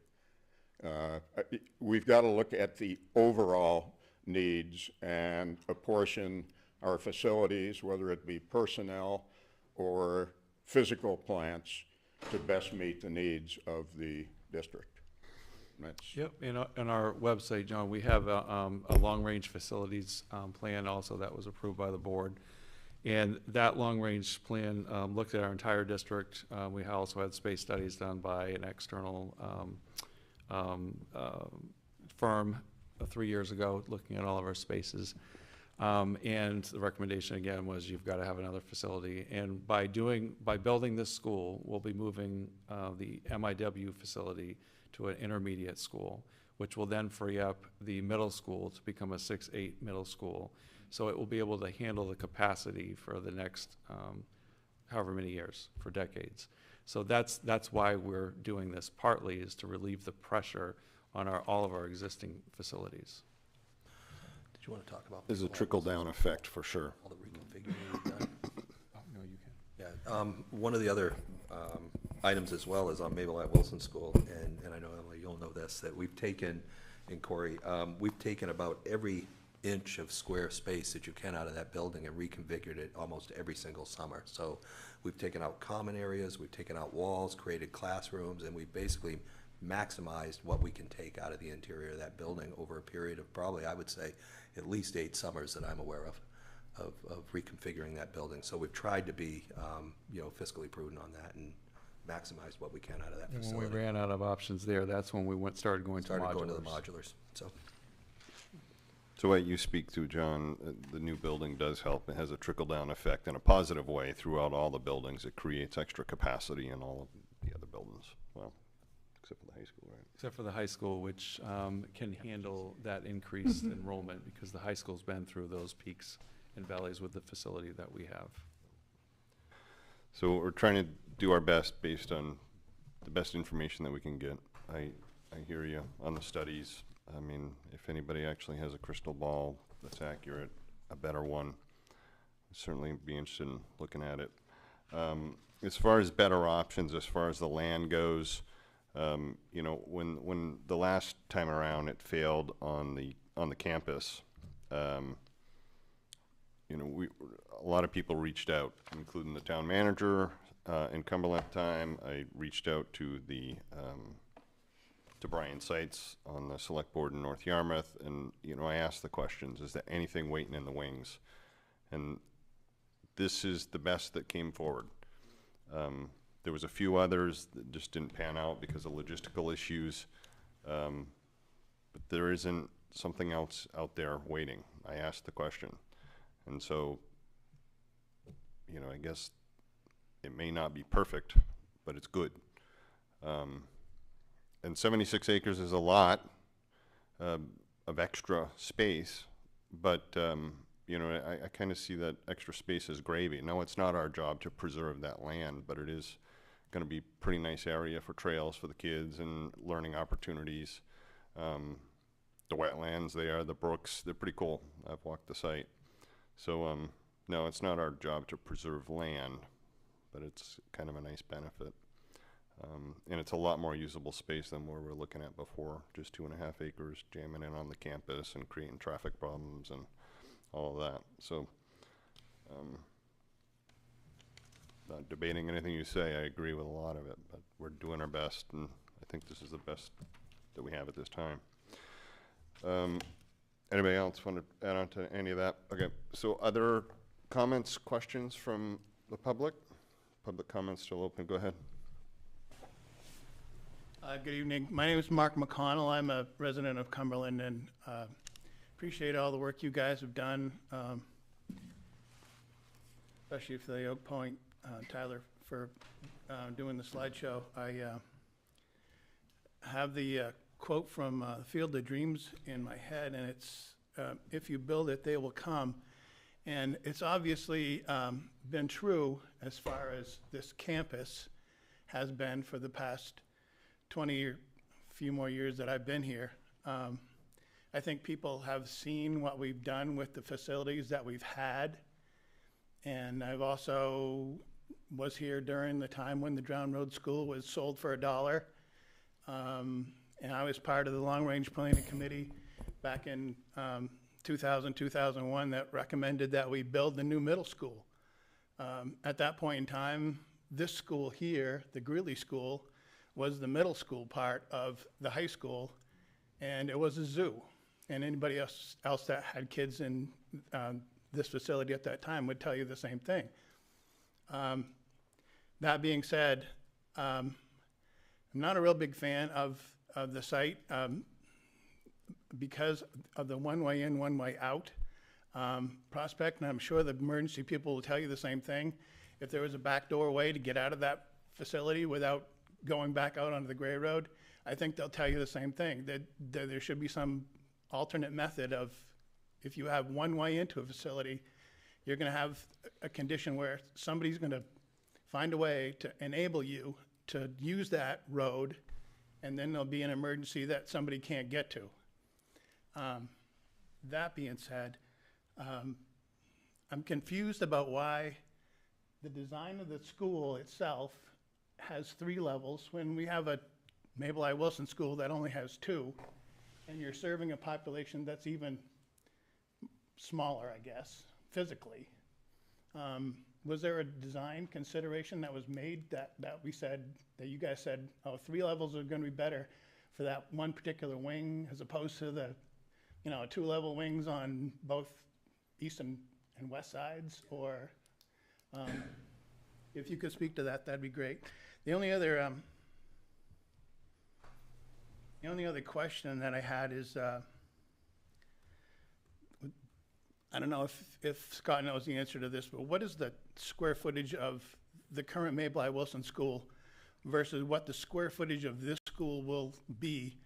And if you can compare and contrast those two versus the bar graph that shows the actual number of students that were on campus back in 2003, 2004. I mean, to me, those teachers back then should get special remediation pay for actually being in school at that time, because they were serving the same number of pupils in the same space, and we're talking about building another facility to serve the projected same population in 2 or 3 years. Yeah, the only difference is we had Drown Road School, and that at one time was kindergarten, and then another time I believe it was 3rd grade, right, Emily? So yeah, so that was the difference at that time. There was the overflow for a whole nother building, okay, on that. Tyler, you may have the square footage comparisons between the two. I do not have that with me tonight. It's off the top of my head. I know. Okay, I'm sorry. I don't have the square footage with me to this evening. We can get that. I have it at the office. Yeah, we can get that piece. But it really was the whole dynamic was being able to have just that extra overflow at the Drown Road School. So great question about the 3-story piece, because this is something that we've spent a lot of time discussing at the office and then again with the administrators here. The way that we set the building up is that all of the kind of shared spaces are on that main level. So really any one grade level is only traversing up or down one floor throughout the day. So they have their general classroom floor that they go to, and then they come up for all of those shared spaces like the library, the cafeteria, all of those components are all on the main level. So the building really behaves similar to a 2-story building for individual grade levels. So you either go up for 2nd grade, down if you're 1st, and everyone kind of meets in the middle. So that's kind of how we could rationalize that. The travel times, you're not traversing three stories at any time. And you're making obviously accessible for handicap Oh, 100%. So the building has to be, by code, will be reviewed by the State Fire Marshal's Office for ADA. There is an elevator that will access all 3 floors. We've strategically made that main level accessible to grade out to the shared spaces like the playground, the cafeteria, outside eating. All of those components exit from the floor that they're served. And then other places you're able to kind of get to either from the lower level if you're in first grade out to that center courtyard or out those back sides. So we really spent a lot of time to make sure that the experience didn't feel as big as the building is.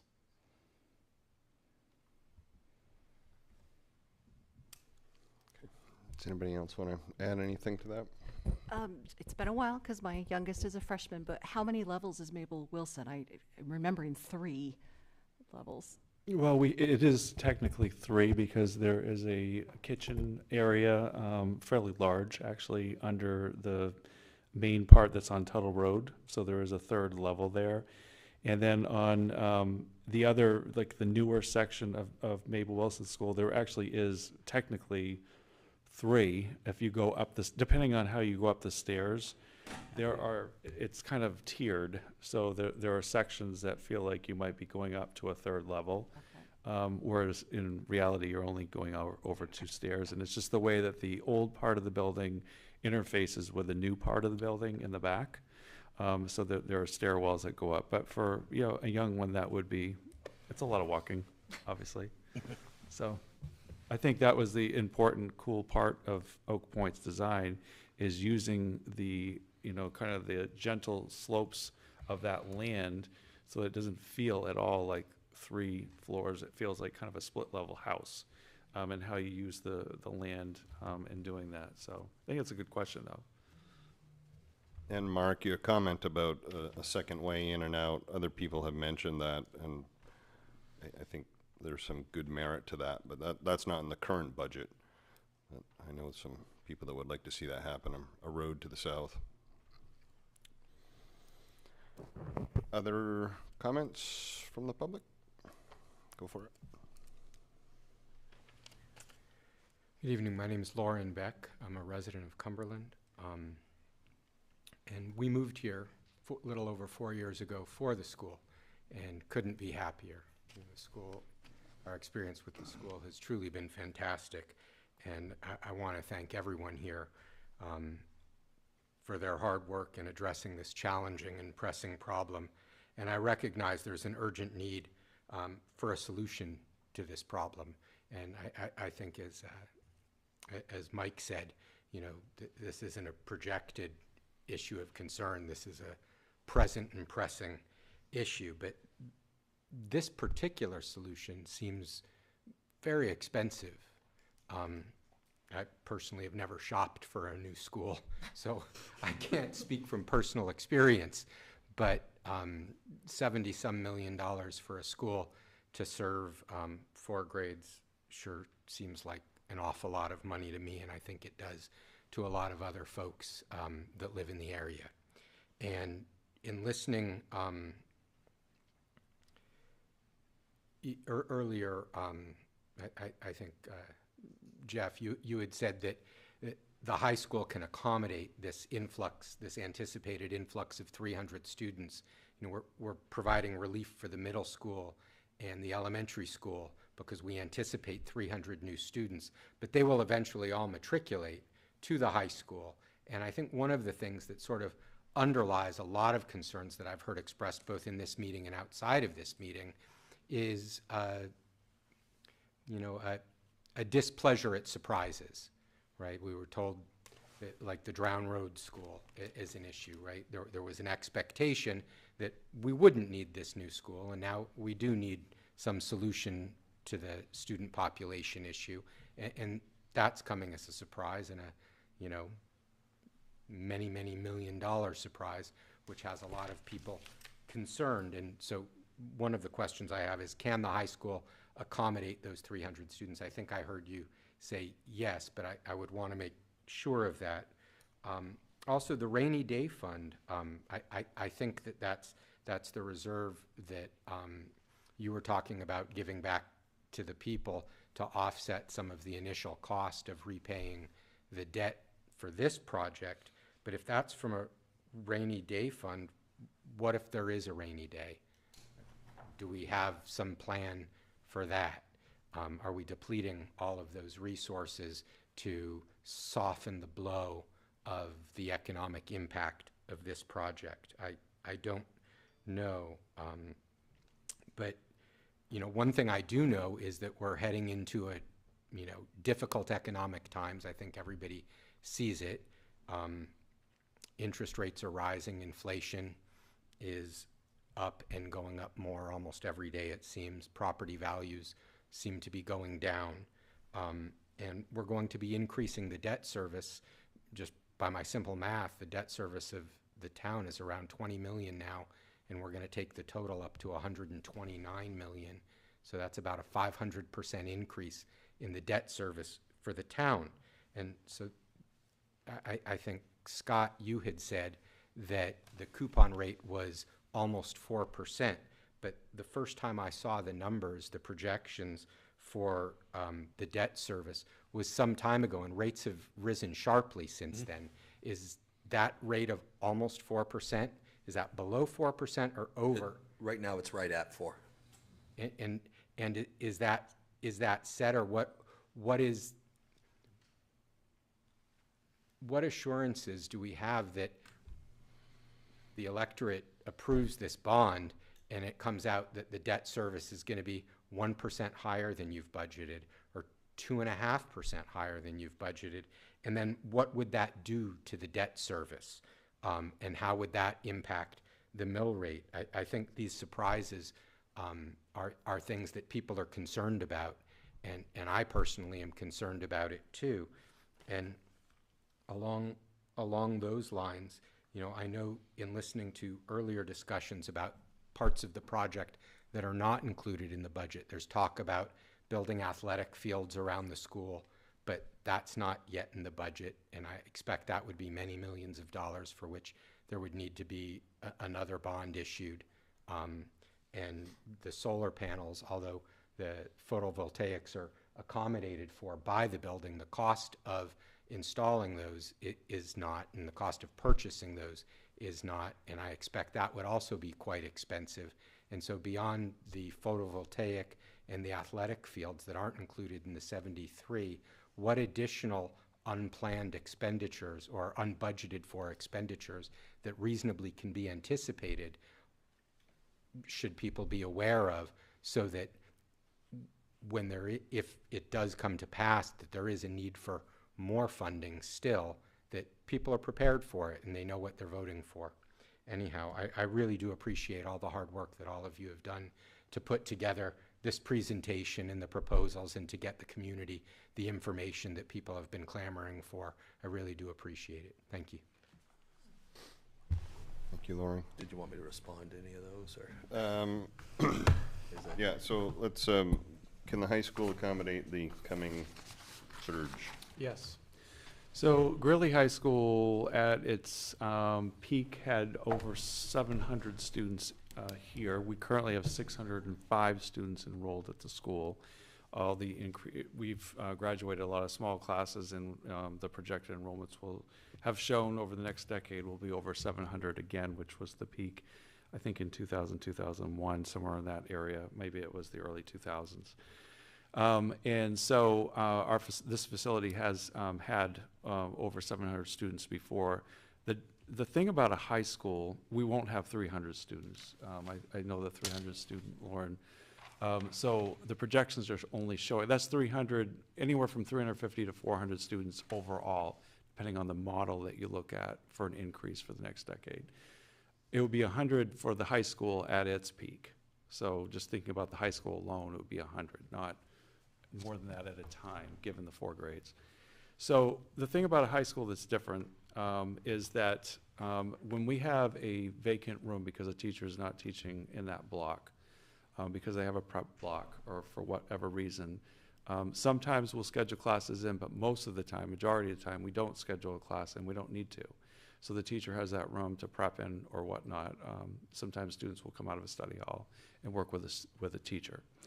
But many high schools, in this high school, and I believe this is what was done years ago when it was over 700, is you can schedule classes into that free block when a teacher has a prep and a teacher goes elsewhere to prep.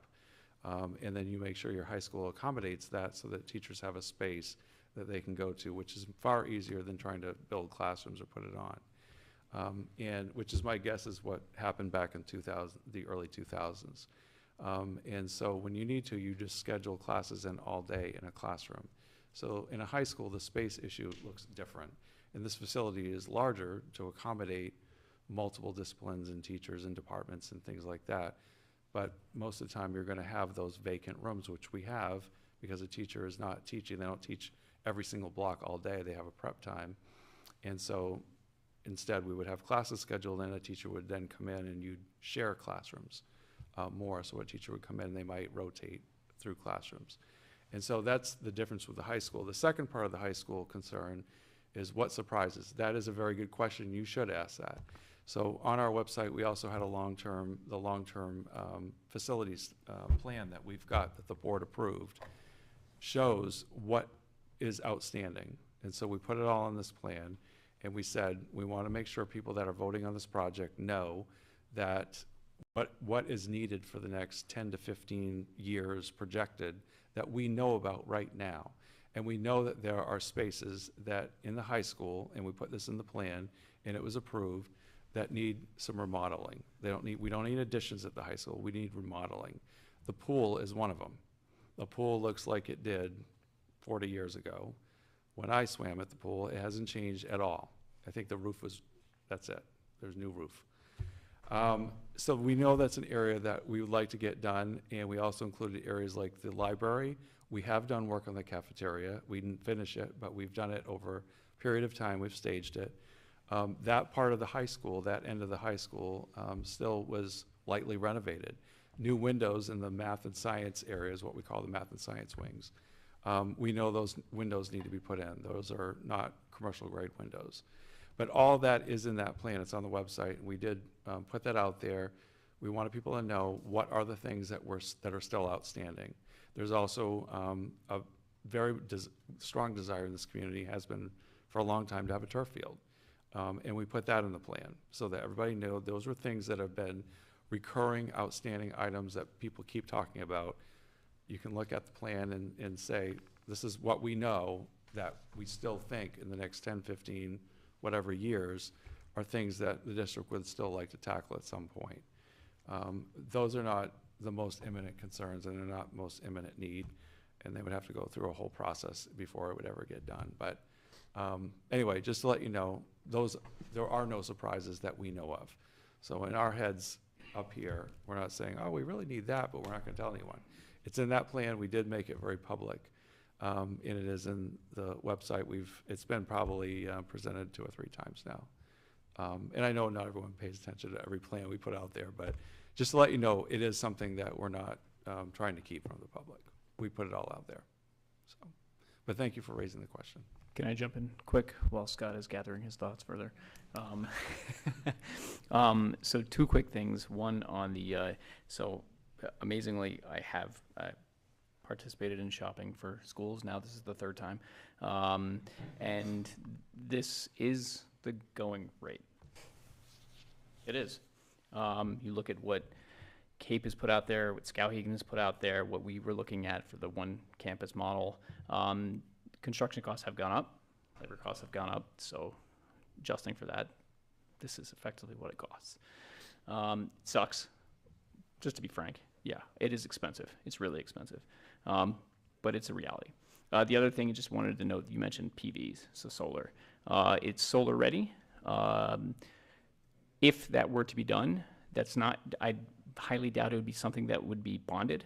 The construct of how you build solar projects is generally through financing, and usually now with a pretty significant federal subsidy, so it would not need to go out to voters, and it would probably be paid back pretty darn quick. So that's not anything that would be any sort of large bond.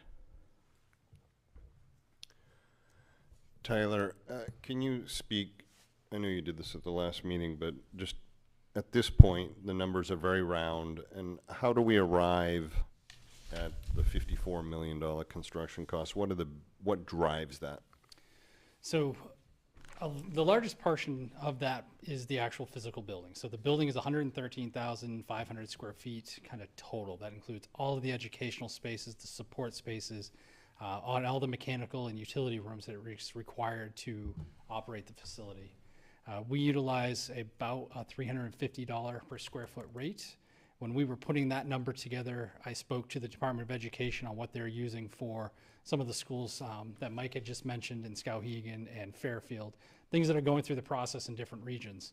I think one of the things that skews your numbers slightly different to other facilities that are working on either an existing campus with utilities is the cost of the water line, the three-phase power extension, and then the access road that actually gets you into the building where we're putting the school.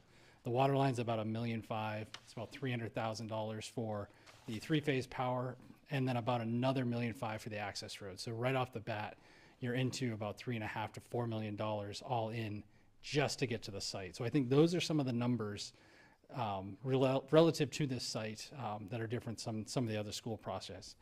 A lot of the ones that Mike referenced as well are working on existing sites, so you don't have the land acquisition costs. So those are kind of some of the numbers that skew those.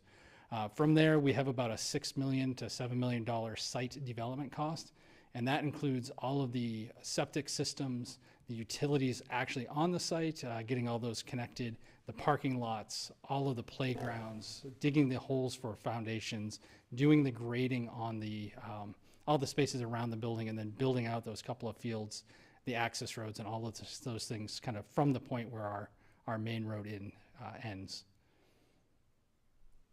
Thank you, Tyler. When we looked at this project, putting it on the campus also had its own challenges as far as having to, redo traffic lanes and all that. Every site's going to have its own challenges, but the biggest chunk of money, what drives that is basically the square footage, and it's the enrollment that drives that number. How much space are we going to need? Scott, can you talk about the reserves? Are we going to be setting ourselves up going too low? No. Great question, though. Okay. The state has a maximum amount that you can carry in an unallocated fund balance, and if you exceed that amount, you have to have a plan in which to use it over a 3-year period. So we purposely took advantage of that law, set funds aside into that undesignated fund balance in order to be able to apply to this project over time. So no, we will have some fund balance left at the end of this as well, and we'll be within that state requirement. In addition to that, the district's been very focused on the board and the finance committee on creating a capital reserve account to deal with capital items that come up in repairs to the facilities. And we've also created a district contingency account in addition to what we may have under undesignated fund balance. So I think the district is pretty fiscally stable and in good shape, and our audits and our bond ratings show that. So I think we're in great shape around that. So. Okay. And do we have any ability to predict our coupon rate, and then what happens in 5 or 10 years if rates go down? What can we do? So these are great questions. So, so let me think about this one for a minute. Okay, so we use a financial advisor at Moores and Cabot, and we always go out to bond ourselves. So we don't go out to bond with the main bond bank. We've always beaten the interest rates by doing our own thing because of our bond rating here in the district. So, which is your credit rating. And so we've always beat the main bond bank. And one of the advantages of not using the main bond bank is that you can't refinance or refund bonds that are part of a larger scale within the bond bank. So like the bond bank may take 5 or different, or 6 or 7 different bonds and put them all together. And so if you do refund or refinance, you affect all those other bonds, and you can't do that. That would affect all the other bondholders. So by doing it ourselves, we always write a 10-year recall provision into our bonds, so that we're able actually to refund them 10 years out. Or could be, at that 10-year period, we could refund these, which we've done with other bonds in the past, which have saved significant money by doing that. So there is a recall provision that would allow us to refund them, or if it's like your house, refinance. The difference with a bond is level principal. Okay, so you're paying the same amount of principal every year of the 20 life of the bond with declining interest. Unlike a house mortgage where all your interest is front-loaded and then your principal is left at the end and you refinance, well, you really haven't gained much unless it really makes a lot of sense and you've had enough points to do that. So a bond you can refund, and it makes a lot of sense in that 10-year recall provision. I'll make one last point about all this. These are great questions, Lauren, but I think, you know, with the school project too, it becomes part of our annual operating, you know, budget. It is part of our annual operating budget, excuse me. It is not a separate bill, obviously, and I know everyone knows that, but it's sometimes just conceptually we have to think about it. So every year we create an operating budget, and within it is this debt service that we're taking on. And we've been coming in anywhere, since I've been here, it's been between 0 and 2.5% average tax effect at the end of, you know, after all the expenditures and all that. We've been as high as 4%, but the average is anywhere from the 0 to 2.5% on our tax rate. So if you don't like what we do, Scott says in America you get to vote all the time on the same issue over and over again. So you get to vote every year because voters get to vote on our budget every year. And twice in the same year. Not, right. If you don't think that we're providing the taxpayers of these two towns with a reasonable budget, you get to decide, even with all of that debt service as part of our operating budget, because we only put out one number every year, and that includes all of our debt service. And so I guess what I'm saying is that we have tried very hard to be fiscally prudent with everything that we've got. So even with a new school project, it's going to be embedded in that budget, operating budget, that we then have to present every year to voters. So I guess what I'm saying is that you get to vote every year on this anyway. It's more than once, but and know that we're doing our best to maintain that budget and continue to look at all the debt service that we've had over the years and how we handle that. So. But don't vote down the debt service. We have an obligation to pay that. Well, in the district yes, budget meeting. Well, the district budget meeting, you get to vote on all the overall articles, budget at the end. but I'm so. talking about the referendum itself, the annual referendum. You only get to vote once on that one. Okay. I don't know, were there other parts, any other financial parts I missed on that, or? No, I tried think to capture other them, so. people touched on the other parts. Pardon me? Yeah. Yeah, I think the certainty of that, obviously, when we go to bid, we'll know. But you know, right now, this seems to be where the market is landing, and this was the latest that I had. Before, we were estimating a little bit lower, and now it's at this 4% rate. But I think that recall provision will help save us a little bit in case something does go a little bit different on that. But you know, that's where we're at right now. So, and we always do better than the bond bank. So.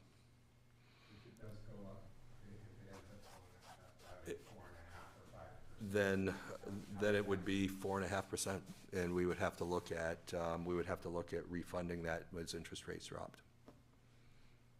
I don't think there's any other answer I can get better than that. We can't exceed what the voters approve. So whatever the voters approve is the amount we have. Yeah. No, you would approve. You would approve the I'm principal. sorry, yeah, the principal amount, but obviously we have to stay within that.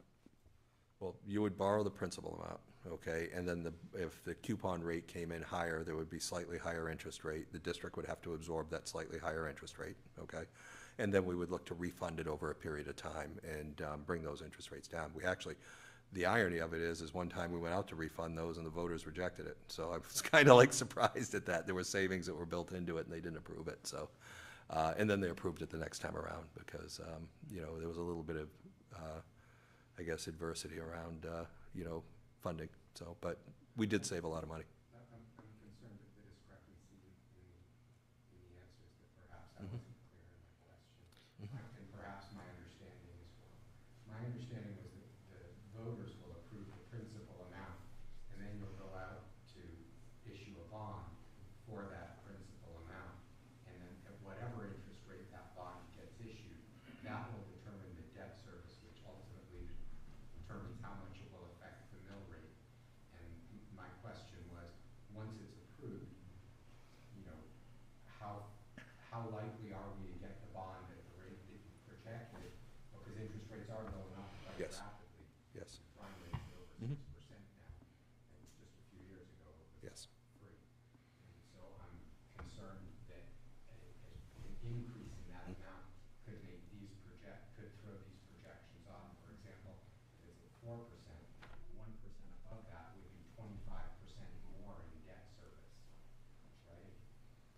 I'd have to calculate that out. I can't do that in the top of my head, so, yeah.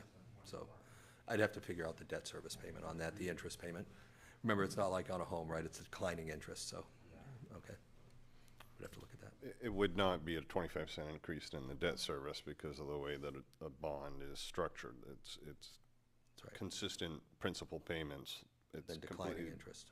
backwards from how you do your house, so it wouldn't be a 25% increase, but it would be something, yep. Okay, other questions, comments from the public? Go ahead. Hi there, I'm Laura Beck. I live in Cumberland. I have 2 kids in the district. It's such a great school. I understand the necessity and the urgency, and the plans are fantastic, so can't say enough. Scott, you magically read my mind and answered a lot of my bond questions, but there's a couple more. So Moores is the independent consultant that the district uses? Moore's Cabot, we use Joseph Katara, who's our financial advisor. And then do they go and find an underwriter for you? I'm sure they will, yes. Okay. Do they shop around for different underwriters, or do they have? Absolutely. They put it all out to bid. They shop out for the underwriters. They do everything, yes. Okay. Yep. And what And we have is- bond counsel that also serves for us. Okay. What fee do they take? What's that? What's their fee for their service? Boy, I'd have to take a look at that. I'm sorry, I don't have that calculation in front of me. But I can Okay. get that together for you. So there's the $74 million principal Yep. and $35 million in interest. Is that $35 million including the fee?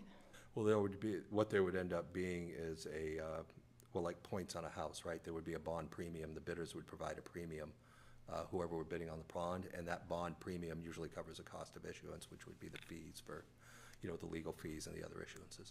Got it. A question about how the grades have been divided up. So it sounds like if you take the 4th and 5th grade out of Greeley Middle, that leaves you with 6, 7, and 8. So does that make for a really empty building if you take out 40% of the students? And, clearly you're fixing the problem with the portables. But is that too much space for those 3 grades? So we have 6 modular classrooms, and we're projecting more over the next 3-4 years, obviously, with enrollment coming up from Mabel I. Wilson School. So when we looked at that, and actually we had Oak Point look at all the numbers as well, the highest projection that Rebecca Wandell, when she did the latest study, showed that the middle school will be over 700 students at its peak for grades 6 through 8. So in that case, we have a little bit over 800 students right now, 4 to 8 in that building, with projections obviously going up over the next few years. So we'll be using most of that space in that building. Right now, the 4th and 5th grade is spelled into the 2nd floor of the 6 through 8 area. Mm-hmm. So they now, I think they've taken over at least 4 or 5 rooms at this point, which has caused us to move 6, 8 out into the modulars, and that will just continue for the foreseeable future unless we find relief for that building. So no, it will not be an empty building. I think at the beginning, it will certainly be breathable, and we'll be able to do the things that we want to do in that building. Trying to run 2 schedules in that building is very challenging, and it's becoming more and more cramped each year. But at its highest peak, we're planning again for the highs and the lows at this point with facilities. So that building, again, at its peak, will have over 700 students, and we have a little over 800 right now. So. Okay. I'm sorry, this is a 17-part question, but so many questions. Thank you for the operating budget. Quick question, are you putting in cafeteria staff workers and a nurse? So the cafeteria, the lunch program is self-sustaining for the most part, so we don't add costs into our budget for that. That program basically funds itself. It's an enterprise account. Okay. And is there a new nurse at the school? We looked at our nursing, and that was a question mark as to whether or not we needed to add a new nursing staff. So right now, when we looked at all of the nursing that we're moving around in the schools and the number of students that we have, we feel that we can move a nurse over there and make it work. Okay. So the the projected one-time increase of 1.97 million that has recurring costs in it as well as one-time costs. What about maintenance costs that are outside the realm of what your maintenance workers would do? Like, I imagine maintenance workers are cleaning things and making small repairs, but they're not going to seal the access road and they're not going to repair the roof, right? That's when you look to outside contractors. Have you guys projected those costs on an annual basis looking forward? Yeah, no, I can tell you. We haven't come up with a complete cost on that yet. I'm sure, you know, the building will be new at the beginning. It'll be covered under warranty. So in the short term, there probably won't be a lot of those costs that are involved, but certainly we'd have to look at that. We have money in our capital reserve account to deal with those issues. Okay. And as clearly 1.97 is sort of a hybrid number of the recurring and one-time costs, but let's just kind of assume, you know, if you take the school buses out, there are increased operating costs on a recurring basis. How does the school get the money for that? Does that get rolled into a new budget that we vote on every year? Yeah, that will be part of the annual operating budget that we put forward. We put those costs into that operating budget. And does that up the mill rate? It will in the first year, yes, FY 2027. But not subsequent years? No, because it will be part of our budget, so it will not show as an increase. Okay. And then there's a question building on a conversation we had a couple weeks ago. So I asked Tyler a couple weeks ago about the access to the site, the idea of coming in from Delwyn, and I think your answer was it's unfeasible.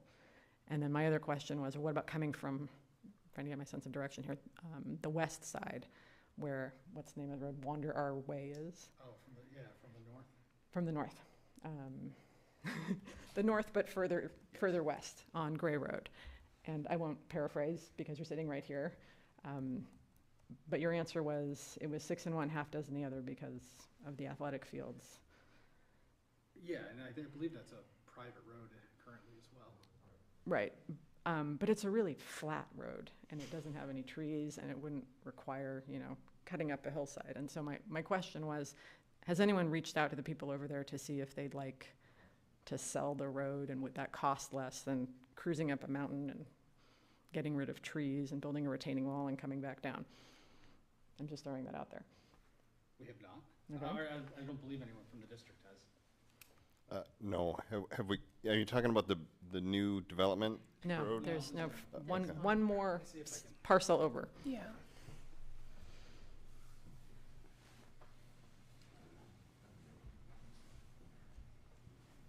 It's just off the screen, but it's kind of just up in here. There's, I think, 3 houses total, and my guess is that it probably wouldn't be well received to have the parents for 700 kids kind of heading that way, but I don't know. We've not had that discussion. Right.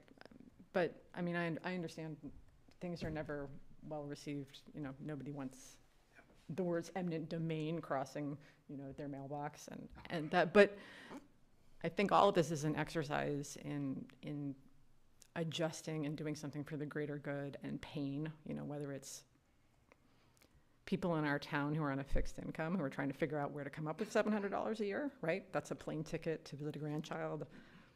Those are piano lessons. It's something to everyone. And my only point would be, you know, I don't know the people over there. Maybe they're looking to sell their land. It doesn't hurt to pick up the phone. But just, you know, in my line of work in the past, you know, personally, I'm very careful with my own money, but I'm extremely careful with other people's money. And just thinking of ways to be lean and looking under every rock to see where we can save money. That's all I have. Thank you.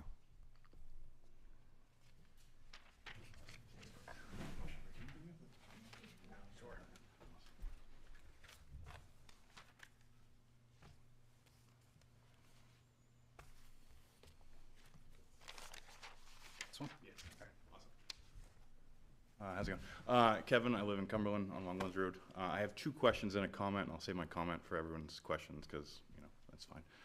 My question here is with that if there's a circuit breaker or we have that $5 million excess fund for surprise and things along that line, that's a big time frame between now and construction, labor costs, inflation rates, right? We're at 8%, a little bit over now. Other countries are dealing with much higher, 70% inflation, things like that.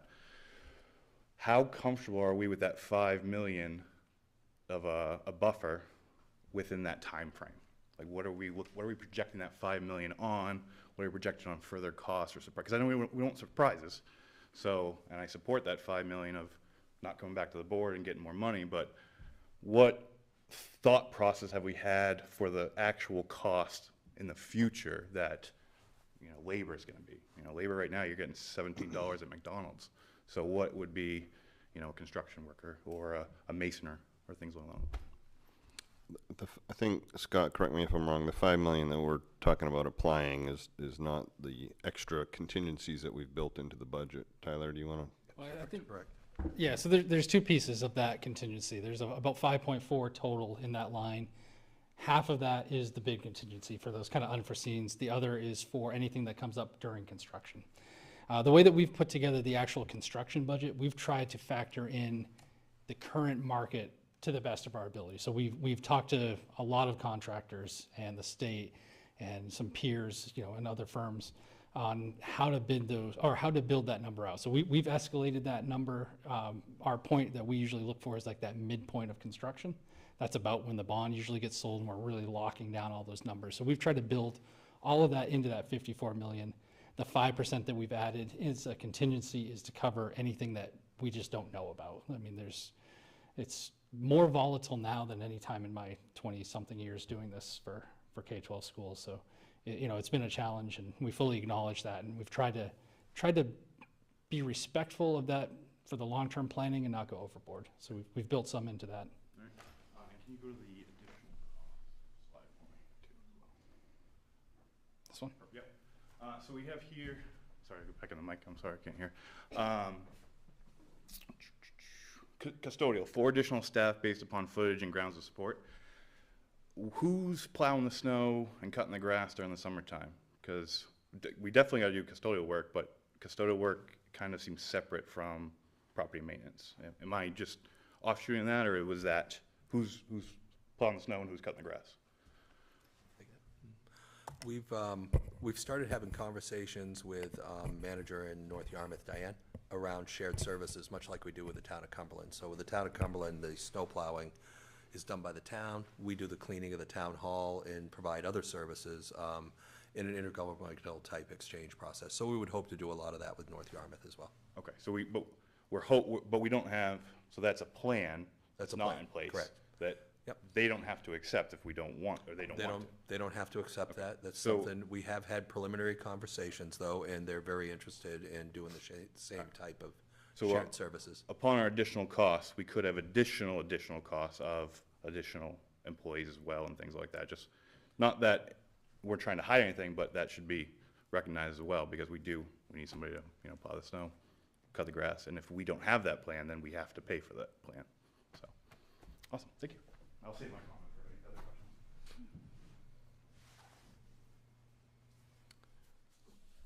questions. Other questions, comments, concerns?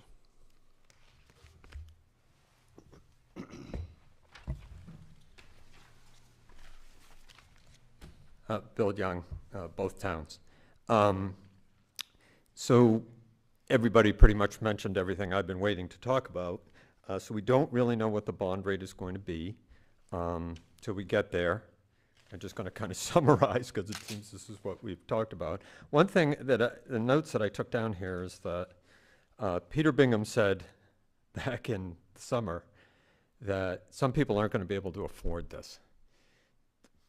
That's kind of a rough statement to make, I think, for all of us out there, that, you know, some people just aren't going to be able to do this.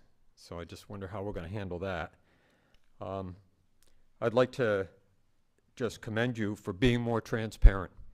When this got started, you weren't, and you have become more transparent, and that's good. I think that's a really good thing. I'm glad to I've hooked up with Scott again.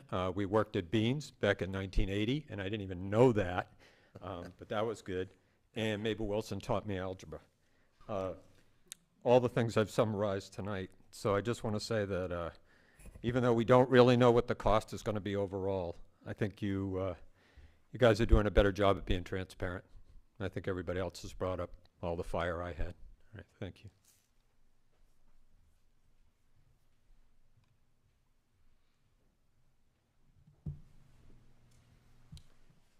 Others? Questions, comments, concerns? Okay. Oh, one more. All right, well, I was saving my comment for later. I wasn't going to share if I was actually going to share or not. I've lived, just like Bill, I lived in both North Yarmouth. I grew up in North Yarmouth, and now I live in Cumberland. I was a child of the global war on terror. So in 2001, right, we all remember that. Mrs. Treadwell's homeroom class, we all watched that. And then we went on to do various things across this globe and things like that. I wanted nothing more than to leave Cumberland. I hated it. I hated everything about it. I was on the streets of Baghdad. I wanted nothing more to come back to this town. And now when I come back, I'm starting to remember some of the things that was pushing me away from this town. Something to remember as we go forward, whether this, nothing that I say was actually going to influence anyone's votes. People have pretty much made up their mind. What I'm asking is this community, the school board, everyone in this local area is to remember where we are. We live in Cumberland. We're one of the most prestigious towns in the state, #1 high school in the state, #2 athletic school in the state. We are blessed beyond belief. Let's tone down the, we're learning in broom closets. We're disadvantaging our athletes because they don't have a turf field. You said it yourself, Mr. Porter, we have a swimming pool, one of the only school districts to do it. Let's just calm down. Let's just approve a new educational space. 4th grade was the first time I was in a portable. I graduated through portables. Mrs. Kreider is the only reason I'm here as a graduate of Greeley, because her classroom was in a portable and she did outstanding things. It's the teachers, it's not the building. We need educational space. Let's get there as a community together. And I think we'll be in a much better position down the road to get things like turf fields and things for our student athletes and our, the Performing Arts Center. We just think about Cumberland. We have a global orchestra. I'm probably butchering that, but we have a guy that goes across the globe singing orchestra. We got a guy that went through all sorts of races and prestigious all across the country. We have that scientist that was doing the stuff with the asteroids or whatever. We have fantastic kids. We have fantastic teachers. Parents, we got to get online. We got to show the right example, and I'm just as much as guilty as anybody. I love firing off those Facebook comments, but let's kind of get back to what we need to. Let's focus on the needs and the wants. I think for a little bit longer we can go with the need or the needs of the portables.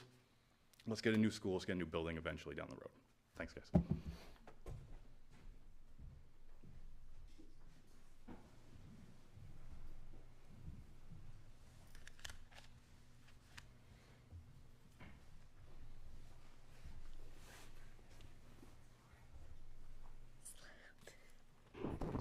Hi. It's super late, you guys. Emily Cairns, Cumberland. I'm a parent of 2 children at GMS. I'm also a 2nd and 3rd grade teacher at MIW. My family is a 2nd generation Cumberland family. My retired parents continue to live in town. I very much appreciate all the work done by the steering committee and the summary points by which they made this decision. I also truly hear the voices of concern for this new building. And I stand before you a close yes on my vote. Here's what I wholeheartedly support. We need another school. MIW does not have adequate indoor and outdoor space to house our current population. I have taught in and out of portables since 2019. Portables have been on our campus for 6 years. Portable classrooms are not the same as regular classrooms. I too was a graduate in 2000, in and out of portables. Teaching in a portable is not the same as being in the building. My classroom last year was in the middle of our playground. Balls bouncing by and on my windows. Students' outside voices heard through the not so thick walls. Putting boots and coats on, taking them off, putting them on, taking them off. Not feeling as connected to the classrooms and teachers who are inside the main building. It's simply not the same experience. We need a new school, and we need one soon. Here's where my support wanes a little bit. I really want to make sure MIW will be a good fit for our 3rd through 5th grade students. Our lunchroom is too small now. How will that work for larger 10-year-olds? We cannot safely fit for monthly assemblies as a whole school now. Will we have space to do that with 3 grade levels instead of 4? I'm concerned that we're simply shifting our space issues to become 3-5 instead of solving them K-12. I support a new school.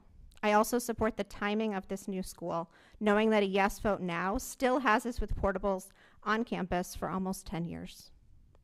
I'm struggling with the design of the new school, allowing it to flex with enrollment, and I'm struggling with the idea that we're designing a beautiful building for half of our elementary students while giving little thought to the other half. Cumberland has been my home and my heart since 1988. MIW has been my teaching home and my teaching heart since 2007. I hope to hear more about how MIW will transition to allow more space so I can vote yes with my whole heart. Thank you for listening.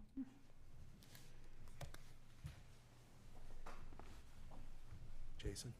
Go for it. I did a little bit of research. Current bond rates are 3.25. Looks like how they're trending right now. Okay, so I checked in.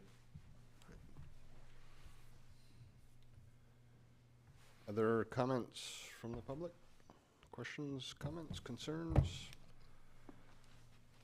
Okay. Can say one thing? Seeing none from the public, I'll close the public comment, bring it back to the board. Tom, go ahead.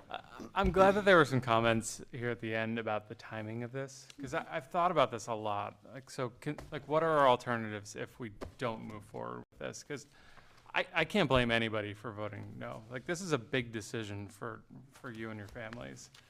So if we voted no on this and we just push it off, we'll live with it until we get rid of this outstanding debt service in fiscal 31.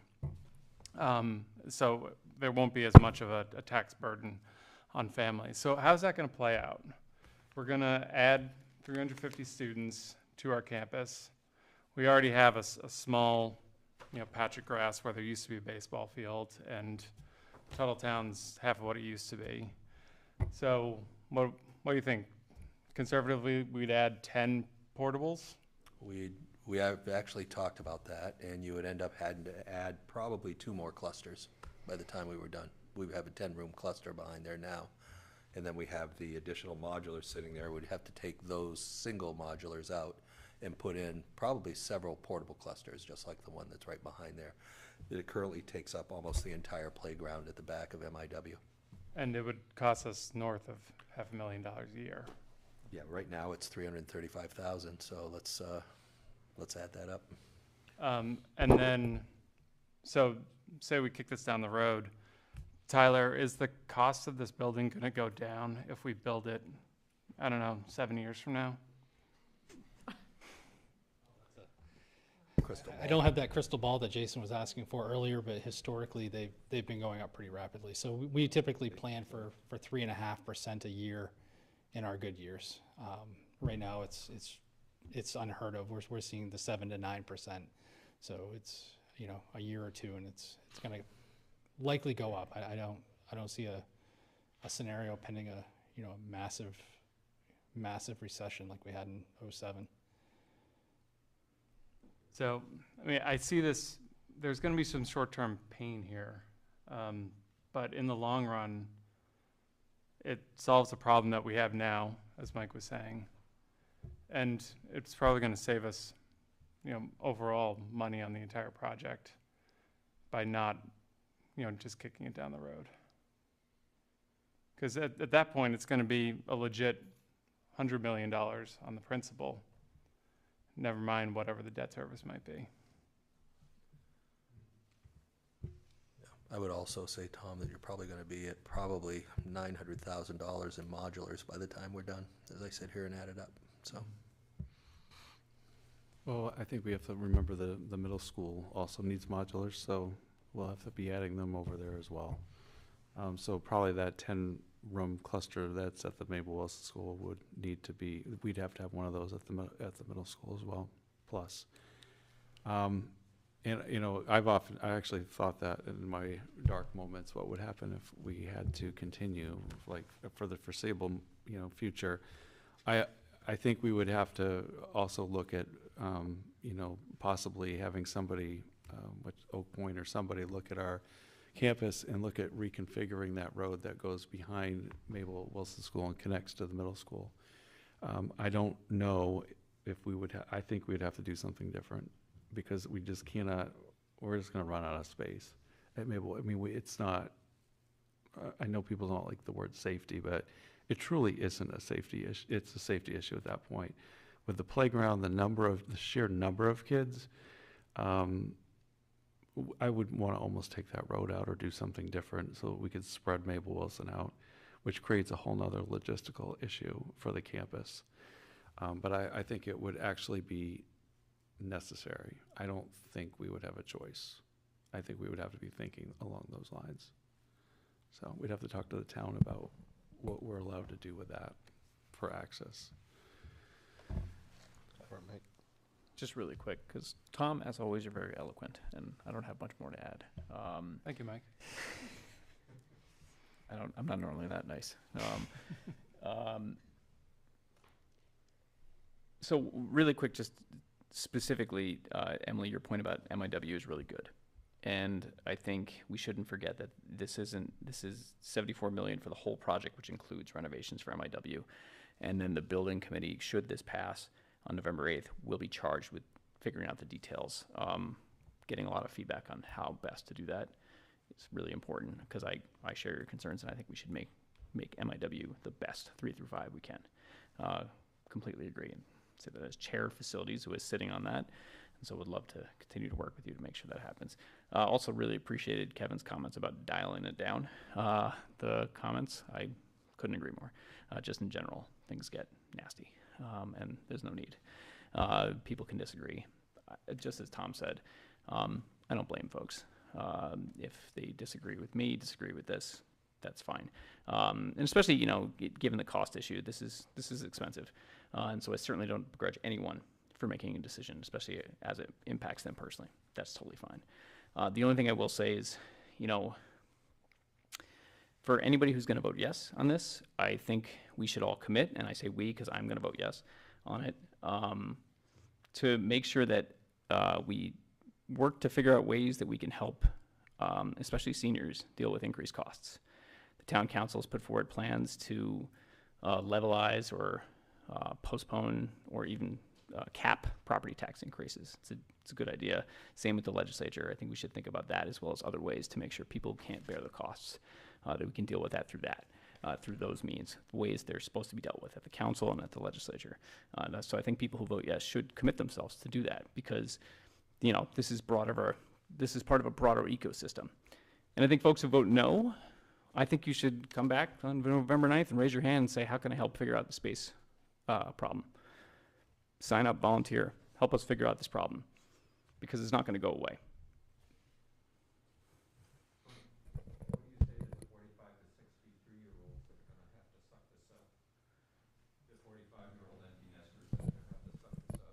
I just did. No, you didn't, because you said the seniors, and they're not the seniors. They're not the ones that are going to be involved in this. That's fair. They're going to be 20. No, it's 20. Gosh, it's 20 years of that age group having to chew on this and taking the brunt of it. Not the seniors, not the younger people. These guys, and that's part of the issue here. I know it's a quagmire. I get it. I really do. I get it. I do. Something has to be done. But it's just the cost. For me, it's just the cost. That's all it is. If it was, we were able to do something like Skowhegan, you know, where they get $70 million of their $75 million school paid for, then I'm in. I'm in all the way. But we just keep going to the well. We're the well. There's no business in this town. There's nothing. There's just us. There are taxes. And that's where this all comes from. And that's part of the issue. That's all it is. Thank you for your time. First, I'm sorry for interrupting. Yeah, I mentioned seniors as an example, but I actually did mean anybody who couldn't bear the costs. So I wanted to just clarify that. I agree with you. You know, a friend of mine ran for town council, and the thing he ran on was the fact that in Cumberland, 84% of the costs are property taxes, whereas in Falmouth it's like 64% because they have significantly more businesses. That's outside of our jurisdiction. I get it. It's on it, but this is part of that broader ecosystem. So more people need to think more broadly about this. I agree with that. I completely agree with that. So yeah, that's all. Scott, can you talk about state funding? What number are we on the list? Sure. So we've applied for state funding in the past. There was a list in 2010-11 in which, you know, there's certain rounds that come out for state funding. So, and you have to apply for them, and there's a rubric system for, you know, that takes into a lot of issues with the building security, you know, increased enrollment, condition of the facilities. And at this time, there's really, you know, so many unmet needs across the state, and the state has not increased its debt service ceiling on what they provide for school construction. So that's one of the biggest issues there. And here, when we've looked at where the list have been over the past several years, and I mean over the past several times in which they've gone out. When we applied in 10-11, we were 65, ranked number 65 out of 71 applications. So, and that was the one there. So how that came out. When the priority list came out in 17-18, there were actually 74 schools who applied, and there were 74 lists. And right now, my understanding is only 7 of those projects have been approved for funding out of the 74. So, so there's a number of reasons for that. Now, the next list will come out in the next round will come out in 2024, and then that list won't come out until 2026. So conceivably, if we were to sit around and wait, you know, to see if we did get state funding, it could conceivably be many years beyond that, and we could be back on another 10-year process on figuring out, trying to get state subsidy. I think it's based on the unmet needs across the state. I think, you know, I could sit right here and I can tell you I could truly believe that we are not going to fare well for state subsidy, and I feel comfortable saying that. So, based on all that data. So, thank you. Other comments from the board? What do you need from us tonight? It's just a public hearing time. So, and nothing to sign tonight. Okay. So I appreciate everybody coming here, listening, asking the questions. You know, going through this process has been interesting. I'm a frugal sort of guy myself, so we've worked hard on this committee to not ask for a yes vote, but try to put out the information as best as we can, as accurately as we can. This board, obviously, through the last year or more, and this whole process, believes that this is necessary. And the question isn't really at this point whether we need more space. We certainly need more space. There's 21 modulars, there's 450 kids at any given time. Now there's going to be more kids in those. And the question isn't who wants to pay higher taxes. I mean, nobody wants that. The question is about, should we continue to invest? And everybody that votes is going to have to decide that for themselves. It's a lot of money, $109 million. So I hope that everybody feels that we've put the information forward as best as we can. If we're going to do this in the next 5 years, this is the project that I think we should do. Kicking the can down the road, to Tom's point, is not going to make things better. And rarely do you ever see costs go down. I wouldn't expect it to get cheaper. I wouldn't expect our enrollment to get less. Although if the campus gets too full and becomes too miserable, we might not see people moving here anymore. We also might not see teachers staying here if conditions get more in that direction. Those are real things that will happen. So I hope that we've provided you the information that you need, and continue to work with Kim and everybody up here and continue to ask the questions. We'll try to answer them. We'll try to update the FAQs and do our best. Anything else? Okay. Do I hear a motion to adjourn? So moved. Thank you, Mike. Is there a second? Second. Second. Thank you, Kim. All in favor? All opposed? Good. Oh,